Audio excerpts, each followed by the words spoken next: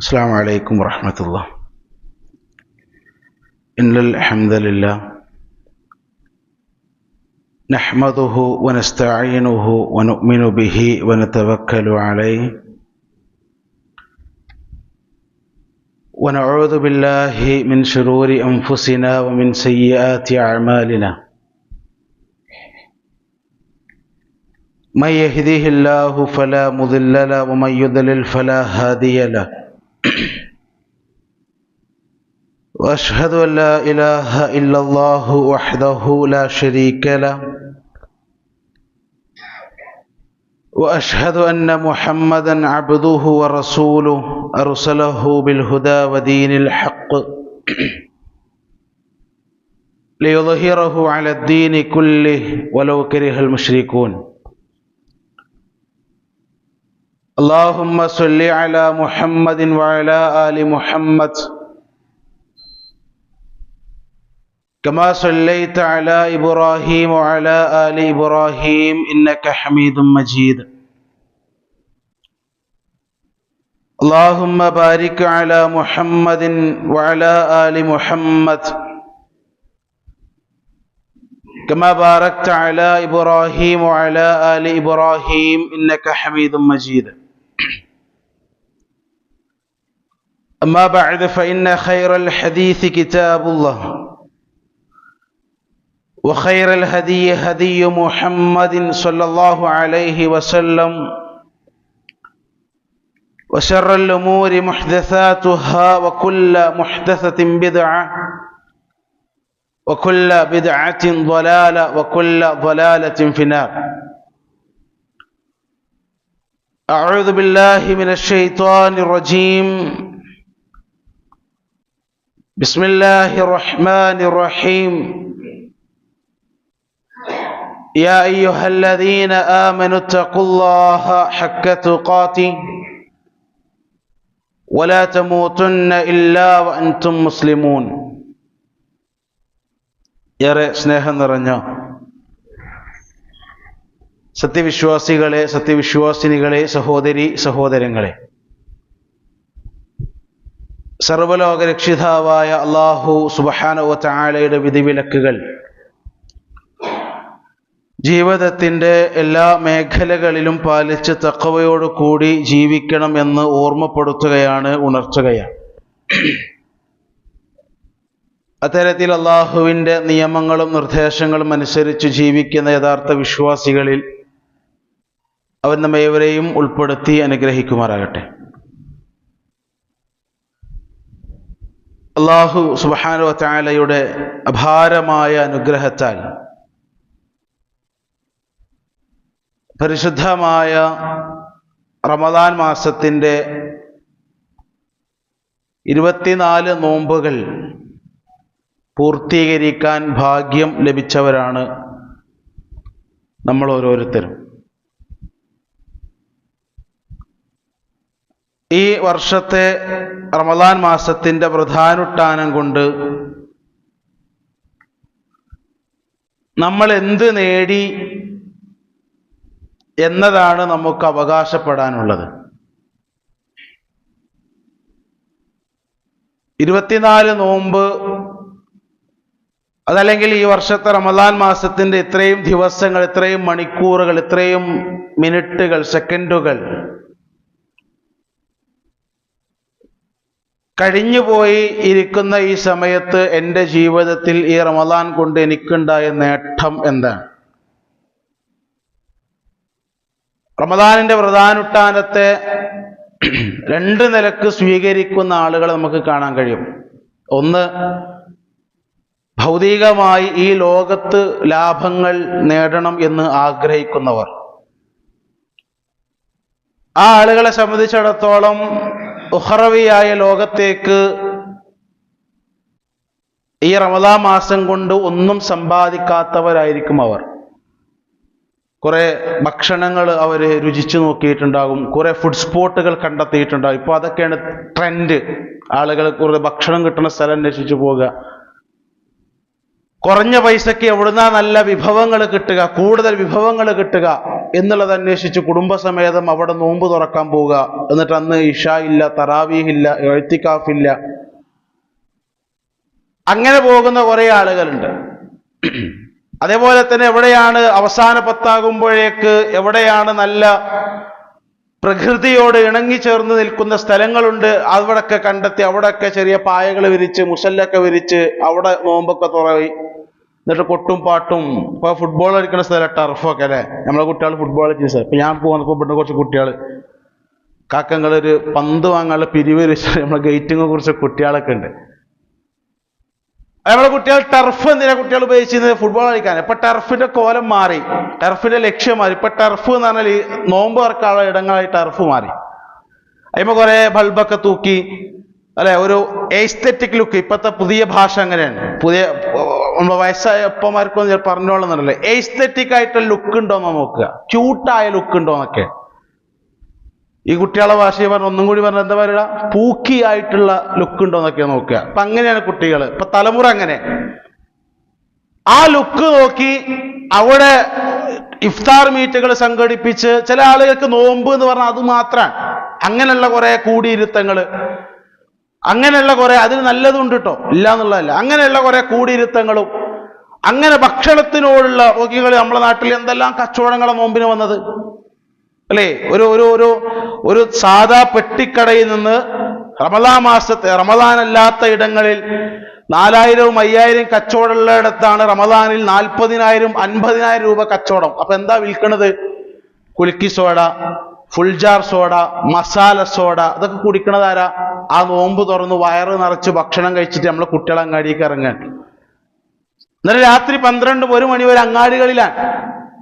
മഞ്ചേരിയിലൊക്കെ ഞങ്ങൾ പലപ്പോഴും പിന്നെ നമ്മുടെ MSMന്റേതായിട്ടുള്ള ഖുർആൻ വിജ്ഞാന പരീക്ഷ, ഇന്ന് നടന്ന ഖുർആൻ വിജ്ഞാന പരീക്ഷ, അതിന്റെ ലൈവ് ക്ലാസ്സുകൾ ഷൂട്ട് ചെയ്യാൻ വേണ്ടി തറാവീഹിന് ശേഷം സ്റ്റുഡിയോയിലേക്ക് പോകുമ്പോൾ കാണാം മഞ്ചേരിയിൽ പോലീസുകാർ ലാത്തി കൊണ്ട് ചെക്കന്മാരെ ആട്ടി വിടുണ്ടാവും. വീട്ടിക്ക് പറഞ്ഞേക്കാണ് 12 മണി 1 മണി സമയത്തൊക്കെ. അപ്പൊ ചില ആളുകൾക്ക് നോമ്പ് എന്ന് പറഞ്ഞാൽ അങ്ങനെ ഒരു മാസാണ്. കുറെ ഉപ്പിരുമ്പിയത്, കുറെ മസാല തേച്ചത്, കുറെ മുളക് തേച്ചത്, കുറെ അങ്ങട്ടിട്ടത് ഇങ്ങട്ടിട്ടത്, അങ്ങനെ ഒരു മാസം. എന്നാ വേറെ ചില ആളുകളുണ്ട് നോമ്പിനെ ഉപയോഗപ്പെടുത്തിയവർ, നോമ്പിനെ മുതലെടുത്തവർ, നോമ്പിനെ മുതലാക്കിയവർ. ആ ആളുകൾ റമദാൻ 1 മുതൽ അവർക്ക് കഴിക്കാനുള്ള ഭക്ഷണം പുതിയ ഇനമാണോ, പുതിയ ഐറ്റമാണോ, പുതിയ വിഭവമാണോ എന്നൊരു ചിന്തിച്ചിട്ടുണ്ടാവില്ല. റമദാൻ 1 മുതൽ, റമദാന്റെ മാസപ്പിറ ദൃശ്യമായത് മുതൽ ജീവിതത്തിൽ കൃത്യമായ പദ്ധതികൾ തയ്യാറാക്കി ആരാധനകൾ മുഴുകിയിരിക്കുന്ന ആളുകളുണ്ട്. സദാസമയം വിശുദ്ധ ഖുർആന്റെ പാരായണവും അതുപോലെ തന്നെ ആരാധനകളും നമസ്കാരങ്ങളും ഐച്ഛികമായ നമസ്കാരങ്ങളും അതുപോലെ തന്നെ ദാനധർമ്മങ്ങളും സ്വതക്കകളും സക്കാത്തും ഒക്കെയായി ഇഅ്തികാഫൊക്കെയായി പള്ളികളിൽ പടച്ചറബിന്റെ തൃപ്തി നേടി പടച്ചറബിന്റെ പ്രീതി പ്രതീക്ഷിച്ചുകൊണ്ടിരിക്കുന്ന ചില ആളുകൾ, അവരുടെ ഇബാദത്തുകൾ കൂടുതൽ കാര്യക്ഷമമായി അവർ സൂക്ഷിച്ചു. അവർ അല്ലാഹു സുബ്ഹാനഹു വ തആല വിലക്കിയിട്ടുള്ള ഹറാമായ കാര്യങ്ങളിൽ നിന്നും പാടെ അവർ ഒഴിഞ്ഞു നിന്നു. അവരുടെ ജീവിതത്തിൽ ഉണ്ടായിരുന്ന ചീത്തയായ മോശപ്പെട്ട സ്വഭാവങ്ങളെ അവർ മാറ്റിവെച്ചു. ജീവിതത്തിൽ ദേഷ്യത്തെ നിയന്ത്രിക്കാൻ ഒരു പക്ഷേ മനുഷ്യൻ പഠിച്ചിട്ടുണ്ടാകുക റമദാൻ മാസത്തിലാണ്. ദേഷ്യപ്പെടൂല, മുന്നിക്ക് എന്ത് വന്നാലും ചിലപ്പോൾ പിടിച്ചു വെക്കും. എന്തേ കാരണം? ഞാൻ നോമ്പറഞ്ഞത് എന്റെ ഭാഗ്യം, ഇല്ലെങ്കിൽ എന്റെ തൊള്ളികളിച്ച് കേൾക്കേണ്ടിന്ന് പറയും അല്ലേ. അങ്ങനെ ചില ആളുകൾ റമദാനിനെ എല്ലാ നിലക്കും മുതലെടുത്തവർ, ഉപയോഗിച്ചവർ നമ്മുടെ കൂട്ടത്തിലുണ്ടാവും. ശരിക്കും നമ്മളിതിൽ ഏത് കൂട്ടത്തിലാണ്? എല്ലാ ഭൗതികമായിട്ടുള്ള ചുറ്റുപാടുകളും നോക്കി റമദാനിനെ അങ്ങനെ ഒരു ആഘോഷ രാവുകളാക്കി മാറ്റിയവരുടെ കൂട്ടത്തിലാണോ? അതല്ല, റമദാനിന്റെ ദിനരാത്രങ്ങളെ, പകലുകളെയും രാത്രികളെയും ഇസ്തിഗ്ഫാറുകൾക്ക് വേണ്ടി, ഇബാദത്തുകൾക്ക് വേണ്ടി, ആരാധനകൾക്ക് വേണ്ടി, അമൽ സ്വാലിഹാത്തുകൾക്ക് വേണ്ടി റമദാൻ ഉപയോഗപ്പെടുത്തിയവരാണ്. നമ്മൾ ഏതിലാന്നുള്ളത് നമ്മൾ സ്വയം ചോദിക്കേണ്ട വിഷയമാണ്. രണ്ടാമത്തെ കാര്യം, എന്തിനായിരുന്നു റമദാൻ? എന്തിനാ റമദാനിലെ ഒരു മാസത്തെ പ്രധാനട്ടാനം അല്ലാഹു സുബ്ഹാനഹു വ തആല നിർബന്ധമാക്കി തന്നത്? എന്തിനാ? റമദാൻ എന്ന് പറയുമ്പോൾ അതിന്റെ ആദ്യത്തെ ക്ലാസ് മുതൽ, അല്ലെങ്കിൽ ആദ്യത്തെ ഖുത്ബ മുതൽ നമ്മൾ കേൾക്കുന്ന ഒരായത്ത സൂറത്തുൽ ബഖറയിലെ വചനം, യാ അയ്യുഹല്ലദീന ആമനൂ, സത്യവിശ്വാസികളെ, കുതിബ അലൈക്കുമുസ് സിയാം കമാ കുതിബ അലല്ലദീന മിൻ ഖബ്ലിക്കും ലഅല്ലകും തത്തഖൂൻ. വിശുദ്ധ ഖുർആൻ പറയാണ്, സത്യവിശ്വാസികളെ, നിങ്ങൾക്ക് അല്ലാഹു സുബ്ഹാനഹു വ തആല നോമ്പ് നിർബന്ധമാക്കി തന്നിരിക്കുന്നു. കമാ കുതിബ അലൽ ലദീന മിൻ ഖബ്ലിക്കും, നിങ്ങൾക്ക് മുമ്പ് കഴിഞ്ഞു പോയ സമൂഹത്തിനും നോമ്പ് നിർബന്ധമാക്കപ്പെട്ടതുപോലെ. എന്തിനാണ് നോമ്പ്? ലഅല്ലകും തത്തഖൂൻ, നിങ്ങൾ തഖ്വയുള്ളവരാകാൻ. എന്താണ് തഖ്വ? ഈ 24 നോമ്പ് കൊണ്ട് എനിക്ക് തഖ്വ കിട്ടിയോ, നമുക്ക് തഖ്വ കിട്ടിയോ? നമ്മൾ ഓരോരുത്തരും ചിന്തിക്കുക. അപ്പൊ നമുക്ക് മനസ്സിലാകും, ഒന്നാമത് പറഞ്ഞ റമദാനിനെ ഭൗതികമായി ആഘോഷിച്ചവരുടെ കൂട്ടത്തിലാണോ നമ്മൾ, അതല്ല റമദാനിൽ ഇബാദത്തുകൾക്ക് വേണ്ടി സമയം കണ്ടെത്തിയവരാണോ നമ്മൾ എന്നുള്ള അപ്പൊ മനസ്സിലാവും. എന്താണ് തഖ്വ? പണ്ഡിതന്മാര് പഠിപ്പിച്ചു, എന്താ തഖ്വ എന്ന് പറഞ്ഞാൽ, തഖ്വ അള്ളാഹുവിനോടുള്ള തഖ്വ എന്ന് പറഞ്ഞാൽ, അള്ളാഹുവിനെ സൂക്ഷിക്കുക എന്ന് പറഞ്ഞാൽ എന്താണ് തഖ്വ? ഹിയ ഇബാദത്തു, അള്ളാഹുവിനെ ആരാധിക്കലാണ്, അള്ളാഹുവിനെ ഇബാദത്തൊടുക്കലാണ്. ആരാധനകൾ സമർപ്പിക്കേണ്ടത് പടച്ച റബ്ബിനാണെന്ന ബോധ്യമുണ്ടാകലാണ്. നേർച്ച വഴിപാടുകളും നമസ്കാരങ്ങളും ഹജ്ജും ഉംറയും സ്വതക്കയും സകാത്തും നോമ്പും ഇഅ്തികാഫും തുടങ്ങി പരിശുദ്ധമായ ദീനുൽ ഇസ്ലാം പഠിപ്പിച്ചു തന്നിട്ടുള്ള സകല ആരാധനാക്രമങ്ങളും ലോകത്തിന്റെ സൃഷ്ടാവായ ഏകനായ നാഥന് സമർപ്പിക്കുക എന്നുള്ളതാണ് തഖ്വ. ഇതിലെങ്ങനെയാണ് അതിന് വിശദീകരിച്ചത്? ബിഫിഅലിൽ അവാമിർ, അള്ളാഹുവിന്റെ കൽപ്പനകൾ പ്രവർത്തിച്ചുകൊണ്ട്. പടച്ച റബ്ബ് ഒരു മുസ്ലിം എന്ന നിലയിൽ പ്രഭാതം മുതൽ പ്രദോഷം വരെയുള്ള മനുഷ്യന്റെ ജീവിതത്തിൽ അള്ളാഹുവിന്റെ കൽപ്പനകൾ പാലിക്കേണ്ട പലയിടങ്ങളുണ്ട്. സാമ്പത്തിക രംഗത്ത് പടച്ച റബ്ബിന്റെ കൽപ്പനകളുണ്ട്, വൈയക്തിക രംഗത്ത് പടച്ച റബ്ബിന്റെ കൽപ്പനകളുണ്ട്, കുടുംബ രംഗത്ത് പടച്ച റബ്ബിന്റെ കൽപ്പനകളുണ്ട്, സാമൂഹിക ജീവിതത്തിൽ പടച്ച റബ്ബിന്റെ കൽപ്പനകളുണ്ട്. ഇങ്ങനെ ഒരു മനുഷ്യന്റെ ജീവിതത്തിൽ ഇടപെടുന്ന മുഴുവൻ മേഖലകളിലുമുള്ള അള്ളാഹുവിന്റെ കൽപ്പനകൾ അനുസരിച്ചുകൊണ്ട് പടച്ച റബ്ബിനെ ആരാധിക്കുക. അതേപോലെ തന്നെ വതർക്കിൻ നവാഹി, അള്ളാഹു വിലക്കിയ കാര്യങ്ങൾ ഉപേക്ഷിക്കുക. സാമ്പത്തിക രംഗത്ത് അള്ളാഹു പറഞ്ഞു, സമ്പത്ത് നിങ്ങൾ സമ്പാദിക്കുമ്പോ ഇന്ന രൂപത്തിലുള്ള സമ്പാദ്യം നിങ്ങൾക്ക് ഹറാമാണ്, നിഷിദ്ധമാണ്, വിലക്കിയല്ല. ആ വിലക്ക് എന്റെ റബ്ബനോട് പറഞ്ഞിട്ടുണ്ടെങ്കിൽ ആ മാർഗത്തിലുള്ള വരുമാനം എനിക്ക് വേണ്ട, ആ മാർഗത്തിലൂടെയുള്ള ഒരു ഭക്ഷണം എനിക്ക് വേണ്ട, ആ മാർഗത്തിലൂടെയുള്ള ഒരു ഗ്ലാസ് വെള്ളം ഞാൻ എന്റെ കുടുംബത്തെ കുടിപ്പിക്കൂല. തീരുമാനമെടുത്തോ നമ്മൾ. അള്ളാഹുവിനെ ഭയപ്പെട്ടുകൊണ്ട്, പടച്ച റബ്ബിന്റെ ഭയാനകരമായ ശിക്ഷയെ ഭയപ്പെട്ടുകൊണ്ട് അള്ളാഹു വിലക്കിയിട്ടുള്ള വിലക്കുകളിൽ നിന്നും തിന്മകളിൽ നിന്നും മാറി നിൽക്കുകയും അള്ളാഹുവിന്റെ കൽപ്പനകളെ അനുസരിക്കുകയും ചെയ്യുക എന്നുള്ളതാണ് തഖ്വ. ആ തഖ്വ ഈ റമദാൻ കൊണ്ട് നമുക്ക് കിട്ടിയെന്നുള്ളതാണ്, ഉപയോഗപ്പെടുത്തിയെന്നുള്ളതാണ്. അവസാനത്തേക്ക് എത്തി. ഇനിയൊരു 5 ദിവസം അല്ലെ, ഒരു 4 ദിവസം നമ്മളെ മുമ്പിലുണ്ട്. മണിക്കൂറുകൾ മാത്രമല്ലേ. തിരുത്താനും പോരാ എന്ന് തോന്നുന്നവർക്ക് ഒന്ന് മെച്ചപ്പെടുത്താനുള്ള അവസാനത്തെ സമയം ഒരു പക്ഷെ ഇന്നായിരിക്കും അവസാനം, അല്ലെങ്കിൽ നാളെ 29, 30 പൂർത്തിയാക്കാൻ ജ്ഞാനങ്ങൾ ഉണ്ടാകണമെന്നില്ല. സഹോദരങ്ങളെ, കിട്ടിയ അവസരം ഉപയോഗപ്പെടുത്തും. 1-2 കാര്യങ്ങൾ മാത്രം സൂചിപ്പിക്കാൻ. ഒന്ന്, വിശുദ്ധ റമദാൻ മാസം അള്ളാഹു സുബ്ഹാനഹു വ തആല നോമ്പ് നിർബന്ധമാക്കി തന്നത് ഖുർആൻ അവതരിച്ചുകൊണ്ടാണല്ലോ. ഖുർആൻ അവതരിച്ചുകൊണ്ടാ. ആ ഖുർആനിനെ പഠിക്കാൻ ഈ റമദാനിലെ നമുക്ക് സമയം കിട്ടിയോ?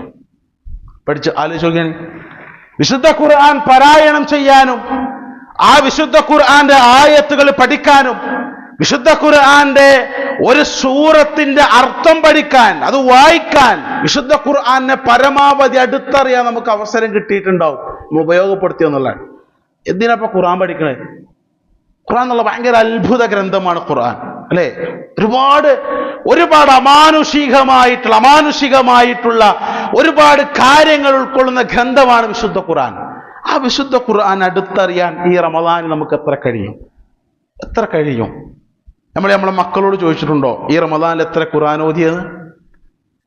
ഒരു സൂറത്തിന്റെ മലയാളത്തിലുള്ള പരിഭാഷ വായിച്ചു പഠിക്കാൻ നമ്മളെ മക്കള് സമയം കണ്ടെത്തിയോ? നമ്മളെ വീട്ടിലുള്ളവർ, ഭാര്യ, മക്കള്, നമ്മള് സമയം കണ്ടെത്തിയോ ഖുർആനായിട്ട് ഒരു അടുപ്പുണ്ടാക്കാൻ? സ്വഹാബത്ത് എങ്ങനെയായിരുന്നു? വിശുദ്ധ ഖുർആൻ 30-ാം അധ്യായം സൂറത്തുർ റൂം, ഒരു ഉദാഹരണം പറഞ്ഞുതരാം. ആ 30-ാം അധ്യായം സൂറത്തുർ റൂമില് അല്ലാഹു സുബ്ഹാനഹു വ തആല ആയത്തിറക്കാൻ അലിഫ് ലാം മീം ഗുലിബത്തിർ റൂം, റോമാ സാമ്രാജ്യം പരാജയപ്പെട്ടിരിക്കുന്നു, തോൽപ്പിക്കപ്പെട്ടിരിക്കുന്നു. എന്നിട്ട് അല്ലാഹു പറഞ്ഞെന്താ? ഫീ അദ്നൽ അർളി വഹും മിൻ ബഅദി ഗലബിഹിം സയഗ്ലിബൂൻ. അല്ലാഹു പറയാണ്, അടുത്ത നാട്ടിൽ വെച്ച് തങ്ങളുടെ പരാജയത്തിനു ശേഷം റോമാ സാമ്രാജ്യം തിരിച്ചു വരും. പ്രവാചകൻ സല്ലല്ലാഹു അലൈഹി വസല്ലം അവിടുത്തെ മക്ക ജീവിത കാലഘട്ടത്തിൽ റോമാ സാമ്രാജ്യം എന്ന് പറയുന്നത് ക്രൈസ്തവർ ഭരണം നടത്തിയിരുന്ന ഒരു സാമ്രാജ്യമാണ്. അഹ്ലു കിതാബിൽപ്പെട്ട നസോറാക്കൾ ഭരണം നടത്തിയിരുന്ന ഒരു രാജവംശമാണ് റോമാ സാമ്രാജ്യം. ആ റോമാ സാമ്രാജ്യത്തിന്റെ അയൽപക്കമുള്ള രാജവംശമായിരുന്നു പേർഷ്യൻ. ആ പേർഷ്യക്കാരുടെ പ്രത്യേകത, അവർ മുശ്രിക്കുകളായിരുന്നു, ബഹുദൈവ വിശ്വാസികളായിരുന്നു. റോമാ സാമ്രാജ്യവും പേർഷ്യൻ സാമ്രാജ്യവും ഇടയ്ക്കിടെ യുദ്ധമുണ്ടാവുക അവിടുത്തെ സാധാരണ കാര്യമാണ്. പക്ഷേ പ്രവാചകൻ സല്ലല്ലാഹു അലൈഹി വസല്ലമ ഇസ്ലാം പഠിപ്പിച്ചു. ആളുകൾ ഇസ്ലാമിലേക്ക് കടന്നു വന്നപ്പോ അള്ളാഹുവിൽ വിശ്വസിച്ച മുസ്ലിങ്ങളായ ആളുകൾ, ആ ആളുകൾ ആഗ്രഹിച്ചത് റോമാ സാമ്രാജ്യവും പേർഷ്യൻ സാമ്രാജ്യവും തമ്മിൽ യുദ്ധമുണ്ടായാൽ ക്രൈസ്തവരായ അഹ്ലു കിതാബിൽപ്പെട്ട നസോറാക്കൾ ഉൾക്കൊള്ളുന്ന, അവർ ഭരണം നടത്തുന്ന റോമാ സാമ്രാജ്യം വിജയിക്കണമെന്ന് മുസ്ലിങ്ങൾ വല്ലാതെ ആഗ്രഹിച്ചിരുന്നു. ഖുറൈശികൾ നേരെ തിരിച്ചാണ്. അവരാഗ്രഹിച്ചത് പേർഷ്യൻ സാമ്രാജ്യം വിജയിക്കണമെന്നാണ്. അങ്ങനെ റോമാ സാമ്രാജ്യം പരാജയപ്പെട്ട് ഗുലിബത്തിർ റൂം, വിശുദ്ധ ഖുർആന്റെ ആയത്താൽ റോമാ സാമ്രാജ്യം പരാജയപ്പെട്ടിരിക്കുന്നു. ഈ ആയത്ത് ഇറക്കിയപ്പോ പ്രവാചകൻ സല്ലല്ലാഹു അലൈഹി വസല്ലമയിൽ വിശ്വസിച്ച മുസ്ലിങ്ങൾക്ക് വലിയ സങ്കടായി. കാരണം റോമാ സാമ്രാജ്യം വിജയിക്കണമെന്ന് മുസ്ലിങ്ങൾ ആഗ്രഹിച്ചതാണ്. പക്ഷെ നേരെ തിരിച്ചാണ്ട് പരാജയപ്പെട്ടു. അങ്ങനെ മഹാനായ അബൂബക്കർ സിദ്ദീഖ് റളിയല്ലാഹു അൻഹു മക്കയിലൂടെ നടന്നു പോകുമ്പോൾ ഖുറൈശികൾപ്പെട്ട ഉബയ്യ് ഇബ്നു ഖലഫ് അബൂബക്കറെ തടഞ്ഞു നിർത്തി വഴിയിൽ. എന്നിട്ട് അബൂബക്കറെ എന്തായി? റോമാ സാമ്രാജ്യം തോറ്റില്ലേ? നമ്മൾ രണ്ട് മത്സരങ്ങൾ, രണ്ട് ടീമുകൾ ഫുട്ബോൾ കളിയിൽ ഏർപ്പെട്ടാൽ, അല്ലെ, ബ്രസീലും അർജന്റീന കളി എന്നുണ്ടെങ്കിൽ നമ്മൾ പറയും നമ്മൾ ബ്രസീലിന്റെ ആൾക്കാരാ, അല്ലെങ്കിൽ നമ്മൾ അർജന്റീന ആൾക്കാരാ, തോറ്റ നമ്മൾ കളിയാക്കും. ഇപ്പൊ എന്തായി? അർജന്റീന തോറ്റല്ലേ എന്ന് പറയാറുണ്ട്. ഇതേപോലെ റോമാ സാമ്രാജ്യവും പേർഷ്യൻ സാമ്രാജ്യവും തമ്മിൽ യുദ്ധമുണ്ടായപ്പോൾ റോമാ സാമ്രാജ്യം പരാജയപ്പെട്ടു. ഉബയ്യ് ഇബ്നു ഖലഫ് എന്ന് പറയുന്ന മക്കയിലെ ഖുറൈശിയായ ഒരു മനുഷ്യൻ അബൂബക്കറിനെ പരിഹസിച്ചു. അബൂബക്കർ റളിയല്ലാഹു അൻഹു പറഞ്ഞു, ഞങ്ങളെ വിശുദ്ധ ഖുർആൻ പറഞ്ഞിട്ടുണ്ട് റോമാ സാമ്രാജ്യം തിരിച്ചു വരും. വിശുദ്ധ ഖുർആനിൽ സ്വഹാബാക്കളുടെ വിശ്വാസം എന്തായിരുന്നു എന്നുള്ള വിശുദ്ധ ഖുർആനിലൂടെ ഞങ്ങളുടെ പ്രവാചകൻ സല്ലല്ലാഹു അലൈഹി വസല്ലം പഠിപ്പിച്ചു തന്നിട്ടുണ്ട് റോമാ സാമ്രാജ്യം തിരിച്ചു വരുമെന്ന്.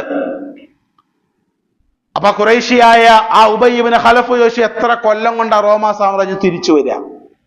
അബൂബക്കർ റളിയല്ലാഹു അൻഹു 3 കൊല്ലം കൊണ്ട് റോമാ സാമ്രാജ്യം തിരിച്ചു വരും. ബെറ്റിനുണ്ടോന്നോ? പന്തയം വെച്ചു. ഇസ്ലാം അന്ന് പന്തയം വിലക്കിയിട്ടില്ല. പന്തയം വെച്ചു. 10 ഒട്ടകത്തിന് പന്തയം വെച്ചു. അള്ളാഹുവിന്റെ റസൂലിന്റെ അടുക്കലേക്ക് അബൂബക്കർ സിദ്ദീഖ് റളിയല്ലാഹു അൻഹു മടങ്ങി. എന്നിട്ട് റസൂലുള്ളാഹി സ്വല്ലല്ലാഹു അലൈഹി വസല്ലമയുടെ റസൂലേ, ഇങ്ങനെ റോമാ സാമ്രാജ്യം പരാജയപ്പെട്ടതുമായി ബന്ധപ്പെട്ട് ഉബയ്യ് ഇബ്നു ഖലഫിനോട് ഞാൻ പന്തയം വെച്ചിട്ടുണ്ട് 10 ഒട്ടകത്തിന്. 3 കൊല്ലത്തിനിടയിൽ, 3 കൊല്ലത്തിനുള്ളിൽ റോമാ സാമ്രാജ്യം തിരിച്ച് വിജയത്തിലേക്ക് വരുമെന്ന് ഞാൻ പന്തയം വെച്ചിട്ടുണ്ട്. അള്ളാഹുവിന്റെ റസൂൽ പറഞ്ഞു, അബൂബക്കറെ, ചെറിയൊരു പ്രശ്നമുണ്ട്. റോമാ സാമ്രാജ്യം തിരിച്ചു വരുമെന്നുള്ളത് ഖുർആന്റെ വാഗ്ദാനമാണ്, അത് പുലരുക തന്നെ ചെയ്യും. പക്ഷേ 3 വർഷം എന്നുള്ളതിൽ ചെറിയൊരു മാറ്റം വേണം. കാരണം വിശുദ്ധ ഖുർആനിൽ സൂറത്തുർ റൂമിന്റെ 4-ാമത്തെ വചനത്തിൽ അല്ലാഹു സുബ്ഹാനഹു വ തആല പഠിപ്പിച്ചത് ഫീ ബിൽഇ സിനീൻ, ഏതാനും ചില വർഷങ്ങൾക്കുള്ളിൽ റോമാ സാമ്രാജ്യം പരാജയപ്പെട്ടതിനു ശേഷം തിരിച്ചു വരുമെന്ന ഖുർആൻ. ഫീ ബിൽഇ സിനീൻ, അറബി ഭാഷ പഠിച്ച ഒരു കൂട്ടത്തിലുണ്ടാകും. ബിൽഇ എന്നുള്ള പദം അറബിയിൽ ഉപയോഗിക്കുക 3, 9 എന്ന നമ്പറിന്റെ ഇടയിലുള്ള സംഖ്യകൾക്കാണ് ബിൽഇ എന്നുള്ള പദം ഉപയോഗിക്കുക. ഖുർആൻ പ്രയോഗിച്ച പ്രയോഗം എന്താ? ഫി ബിൽഇ സിനീൻ, ഏതാനും ചില വർഷങ്ങൾക്കുള്ളിൽ. റസൂൽ പറഞ്ഞു, അബൂബക്കറെ, 3 കൊല്ലത്തിനുള്ളിൽ റോമാ സാമ്രാജ്യം തിരിച്ചു വരൂല. നേരെ മറിച്ച് 3 കൊല്ലത്തിനും 9 കൊല്ലത്തിനും ഇടയിലായിക്കൊണ്ട് റോമാ സാമ്രാജ്യം പഴയ പോലെ വിജയത്തിലേക്ക് തിരിച്ചു വരുമെന്ന് അബൂബക്കറെ ഉബയ്യ് ഇബ്നു ഖലഫിനോട് ആ കരാറ്, ആ പന്തയം രണ്ടാമതൊന്ന് പുതുക്കണം. അങ്ങനെ അബൂബക്കർ റളിയല്ലാഹു അൻഹു ചെന്നു ഉബയ്യ് ഇബ്നു ഖലഫിനെ കണ്ടെത്തി. പന്തയത്തിൽ ചെറിയ മാറ്റമുണ്ട്, 3 വർഷത്തിനുള്ളിൽ എന്നുള്ളത് മാറ്റി 3 വർഷത്തിനും 9 വർഷത്തിനും ഇടയിൽ റോമാ സാമ്രാജ്യം തിരിച്ചു വരുമെന്ന്, അങ്ങനെയാണ് പന്തയം വെക്കേണ്ടതെന്ന് തീരുമാനിച്ചു. 10 ഒട്ടകം എന്നുള്ളത് 100 ഒട്ടകത്തിലേക്ക് മാറ്റി ആ പന്തയത്തൊന്ന് പുതുക്കി. ചരിത്രം കാണാം, 6 വർഷം കഴിഞ്ഞപ്പോൾ 7ാമത്തെ വർഷം റോമാ സാമ്രാജ്യം തിരികെ ക്രൈസ്തവരിലേക്ക് തിരിച്ചു വന്നു. ഇതെന്തിനാ പറഞ്ഞറിയോ? ഖുർആനിനെ സ്വഹാബാക്കൾ സമീപിച്ച സമീപനം അങ്ങനെയായിരുന്നു. ഇതാണ് വിശ്വാസികളുടെ ഗുണം. ഇതാണ് അള്ളാഹുവിന്റെ റസൂൽ കരീം സല്ലല്ലാഹു അലൈഹി വസല്ലം മക്കയിൽ നിന്ന് മദീനയിലേക്ക് ഹിജറ പോവാൻ, ആ ഹിജറയിൽ പ്രവാചകനെ വധിച്ചു കളയാൻ മക്കയിലെ ഖുറൈശികൾ ആളെ വിട്ടതെറിഞ്ഞ അബൂബക്കറും റസൂലും സൗർ ഗുഹയിൽ ഒളിച്ചിരുന്നു. ആ സൗർ ഗുഹയിൽ നിന്ന് ആ സംഭവങ്ങൾക്ക് നമുക്കറിയാലോ അല്ലെ, 8 കാലി വല കെട്ടിയതും, ഒന്ന് അവരിങ്ങനെ ആ സൗർ ഗുഹയുടെ പരിസരത്ത് വന്നു നിന്നതും, അവരൊന്ന് താഴ്ന്നിരുന്നെങ്കിൽ റസൂലെ, അവരവരുടെ കാല് മാറ്റി ഒന്ന് നോക്കിയിരുന്നെങ്കിൽ നമ്മളെ കാണുമായിരുന്നല്ലോ റസൂലെ. ആ സമയത്ത് അല്ലാഹുവിന്റെ റസൂൽ മാ വന്നുക യാ അബൂബക്കർ, അള്ളാഹുവിനെ കുറിച്ചുള്ള നിന്റെ വിചാരം എന്താണ് അബൂബക്കറെ എന്ന് അബൂബക്കറിനോട് ചോദിച്ചതും, നമ്മൾ 2 പേരാണെങ്കിൽ 3ാമതായിക്കൊണ്ട് നമ്മുടെ കൂടെ റബ്ബുണ്ടെന്ന് പറഞ്ഞതും ഒക്കെ ചരിത്രം നമുക്കറിയാം.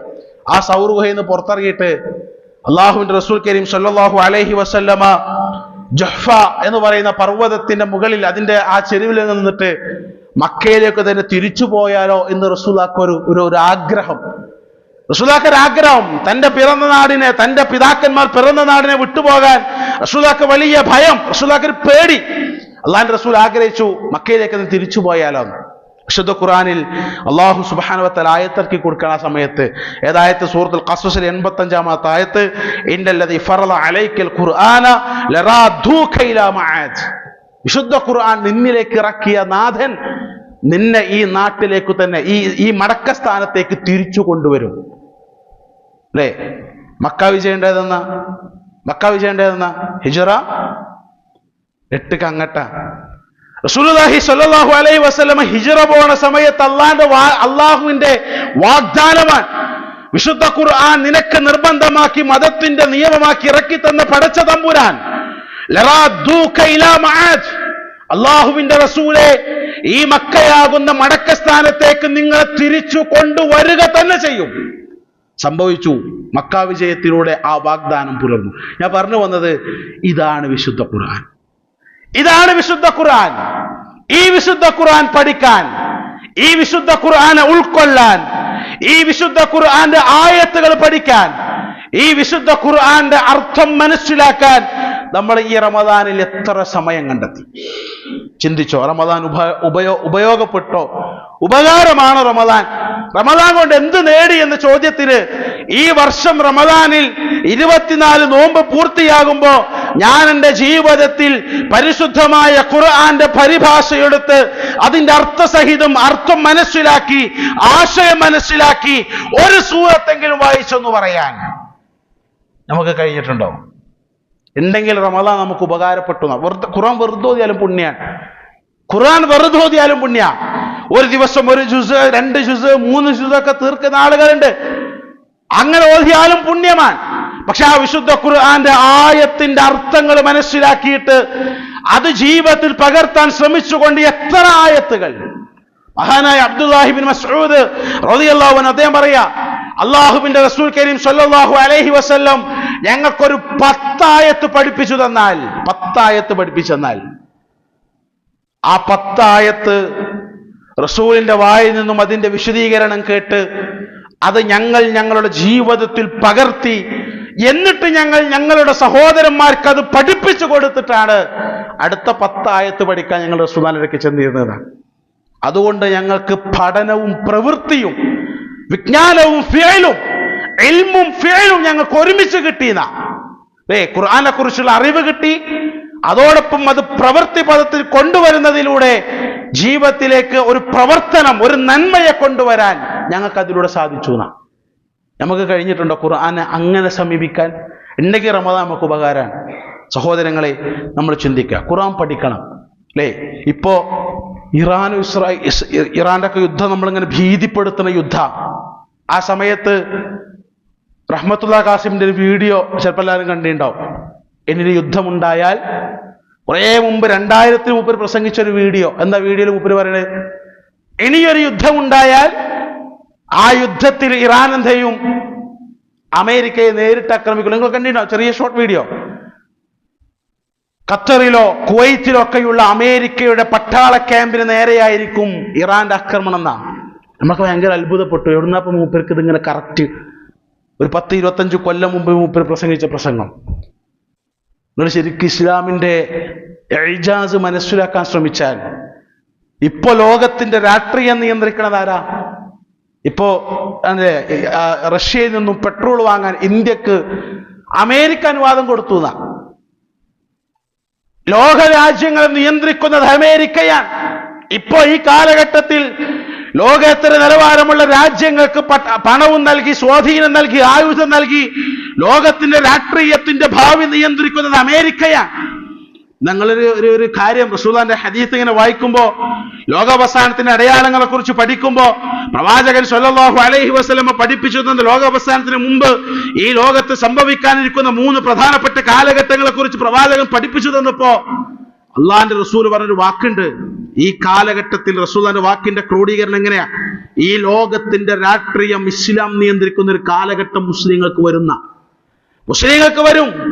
സർവാധിപത്യം മുസ്ലിങ്ങൾക്ക് നൽകി, സർവ ഐശ്വര്യം മുസ്ലിങ്ങൾക്ക് നൽകി, ലോകത്തിന്റെ തന്നെ നിയന്ത്രണം മുസ്ലിങ്ങളുടെ കൈകളിലേക്ക് വരുന്ന ഒരു കാലഘട്ടം വരും.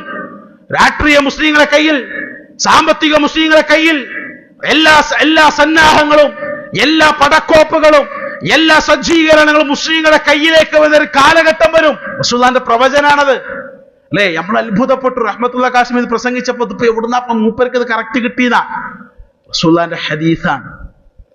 അതാണ് ഇസ്ലാം എന്ന് പറഞ്ഞാൽ. ആ ഇസ്ലാമിന്റെ പ്രമാണമാണ് വിശുദ്ധ ഖുർആൻ.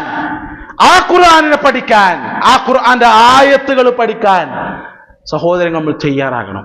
റമദാനിൽ നമുക്ക് കിട്ടാൻ ഒന്നാമത്തെ ഗുണം അതായിരുന്നു. അതുകൊണ്ടാണ് റമദാന്റെ ഒന്നാമത്തെ ഖുതുബൊക്കെ മിഷ്കാത്തിയാണെങ്കിലും ഏത് പള്ളിക്കെന്നാണെങ്കിലും എല്ലാവരും പറയും ഖുർആന്റെ ആ മഹത്വമൊക്കെ പറഞ്ഞിട്ട് ആ ഒന്നാമത്തെ ഖുതുബ നമ്മൾ ഉപയോഗപ്പെടുത്തിയെന്നുള്ള നമ്മൾ ചിന്തിക്കുക.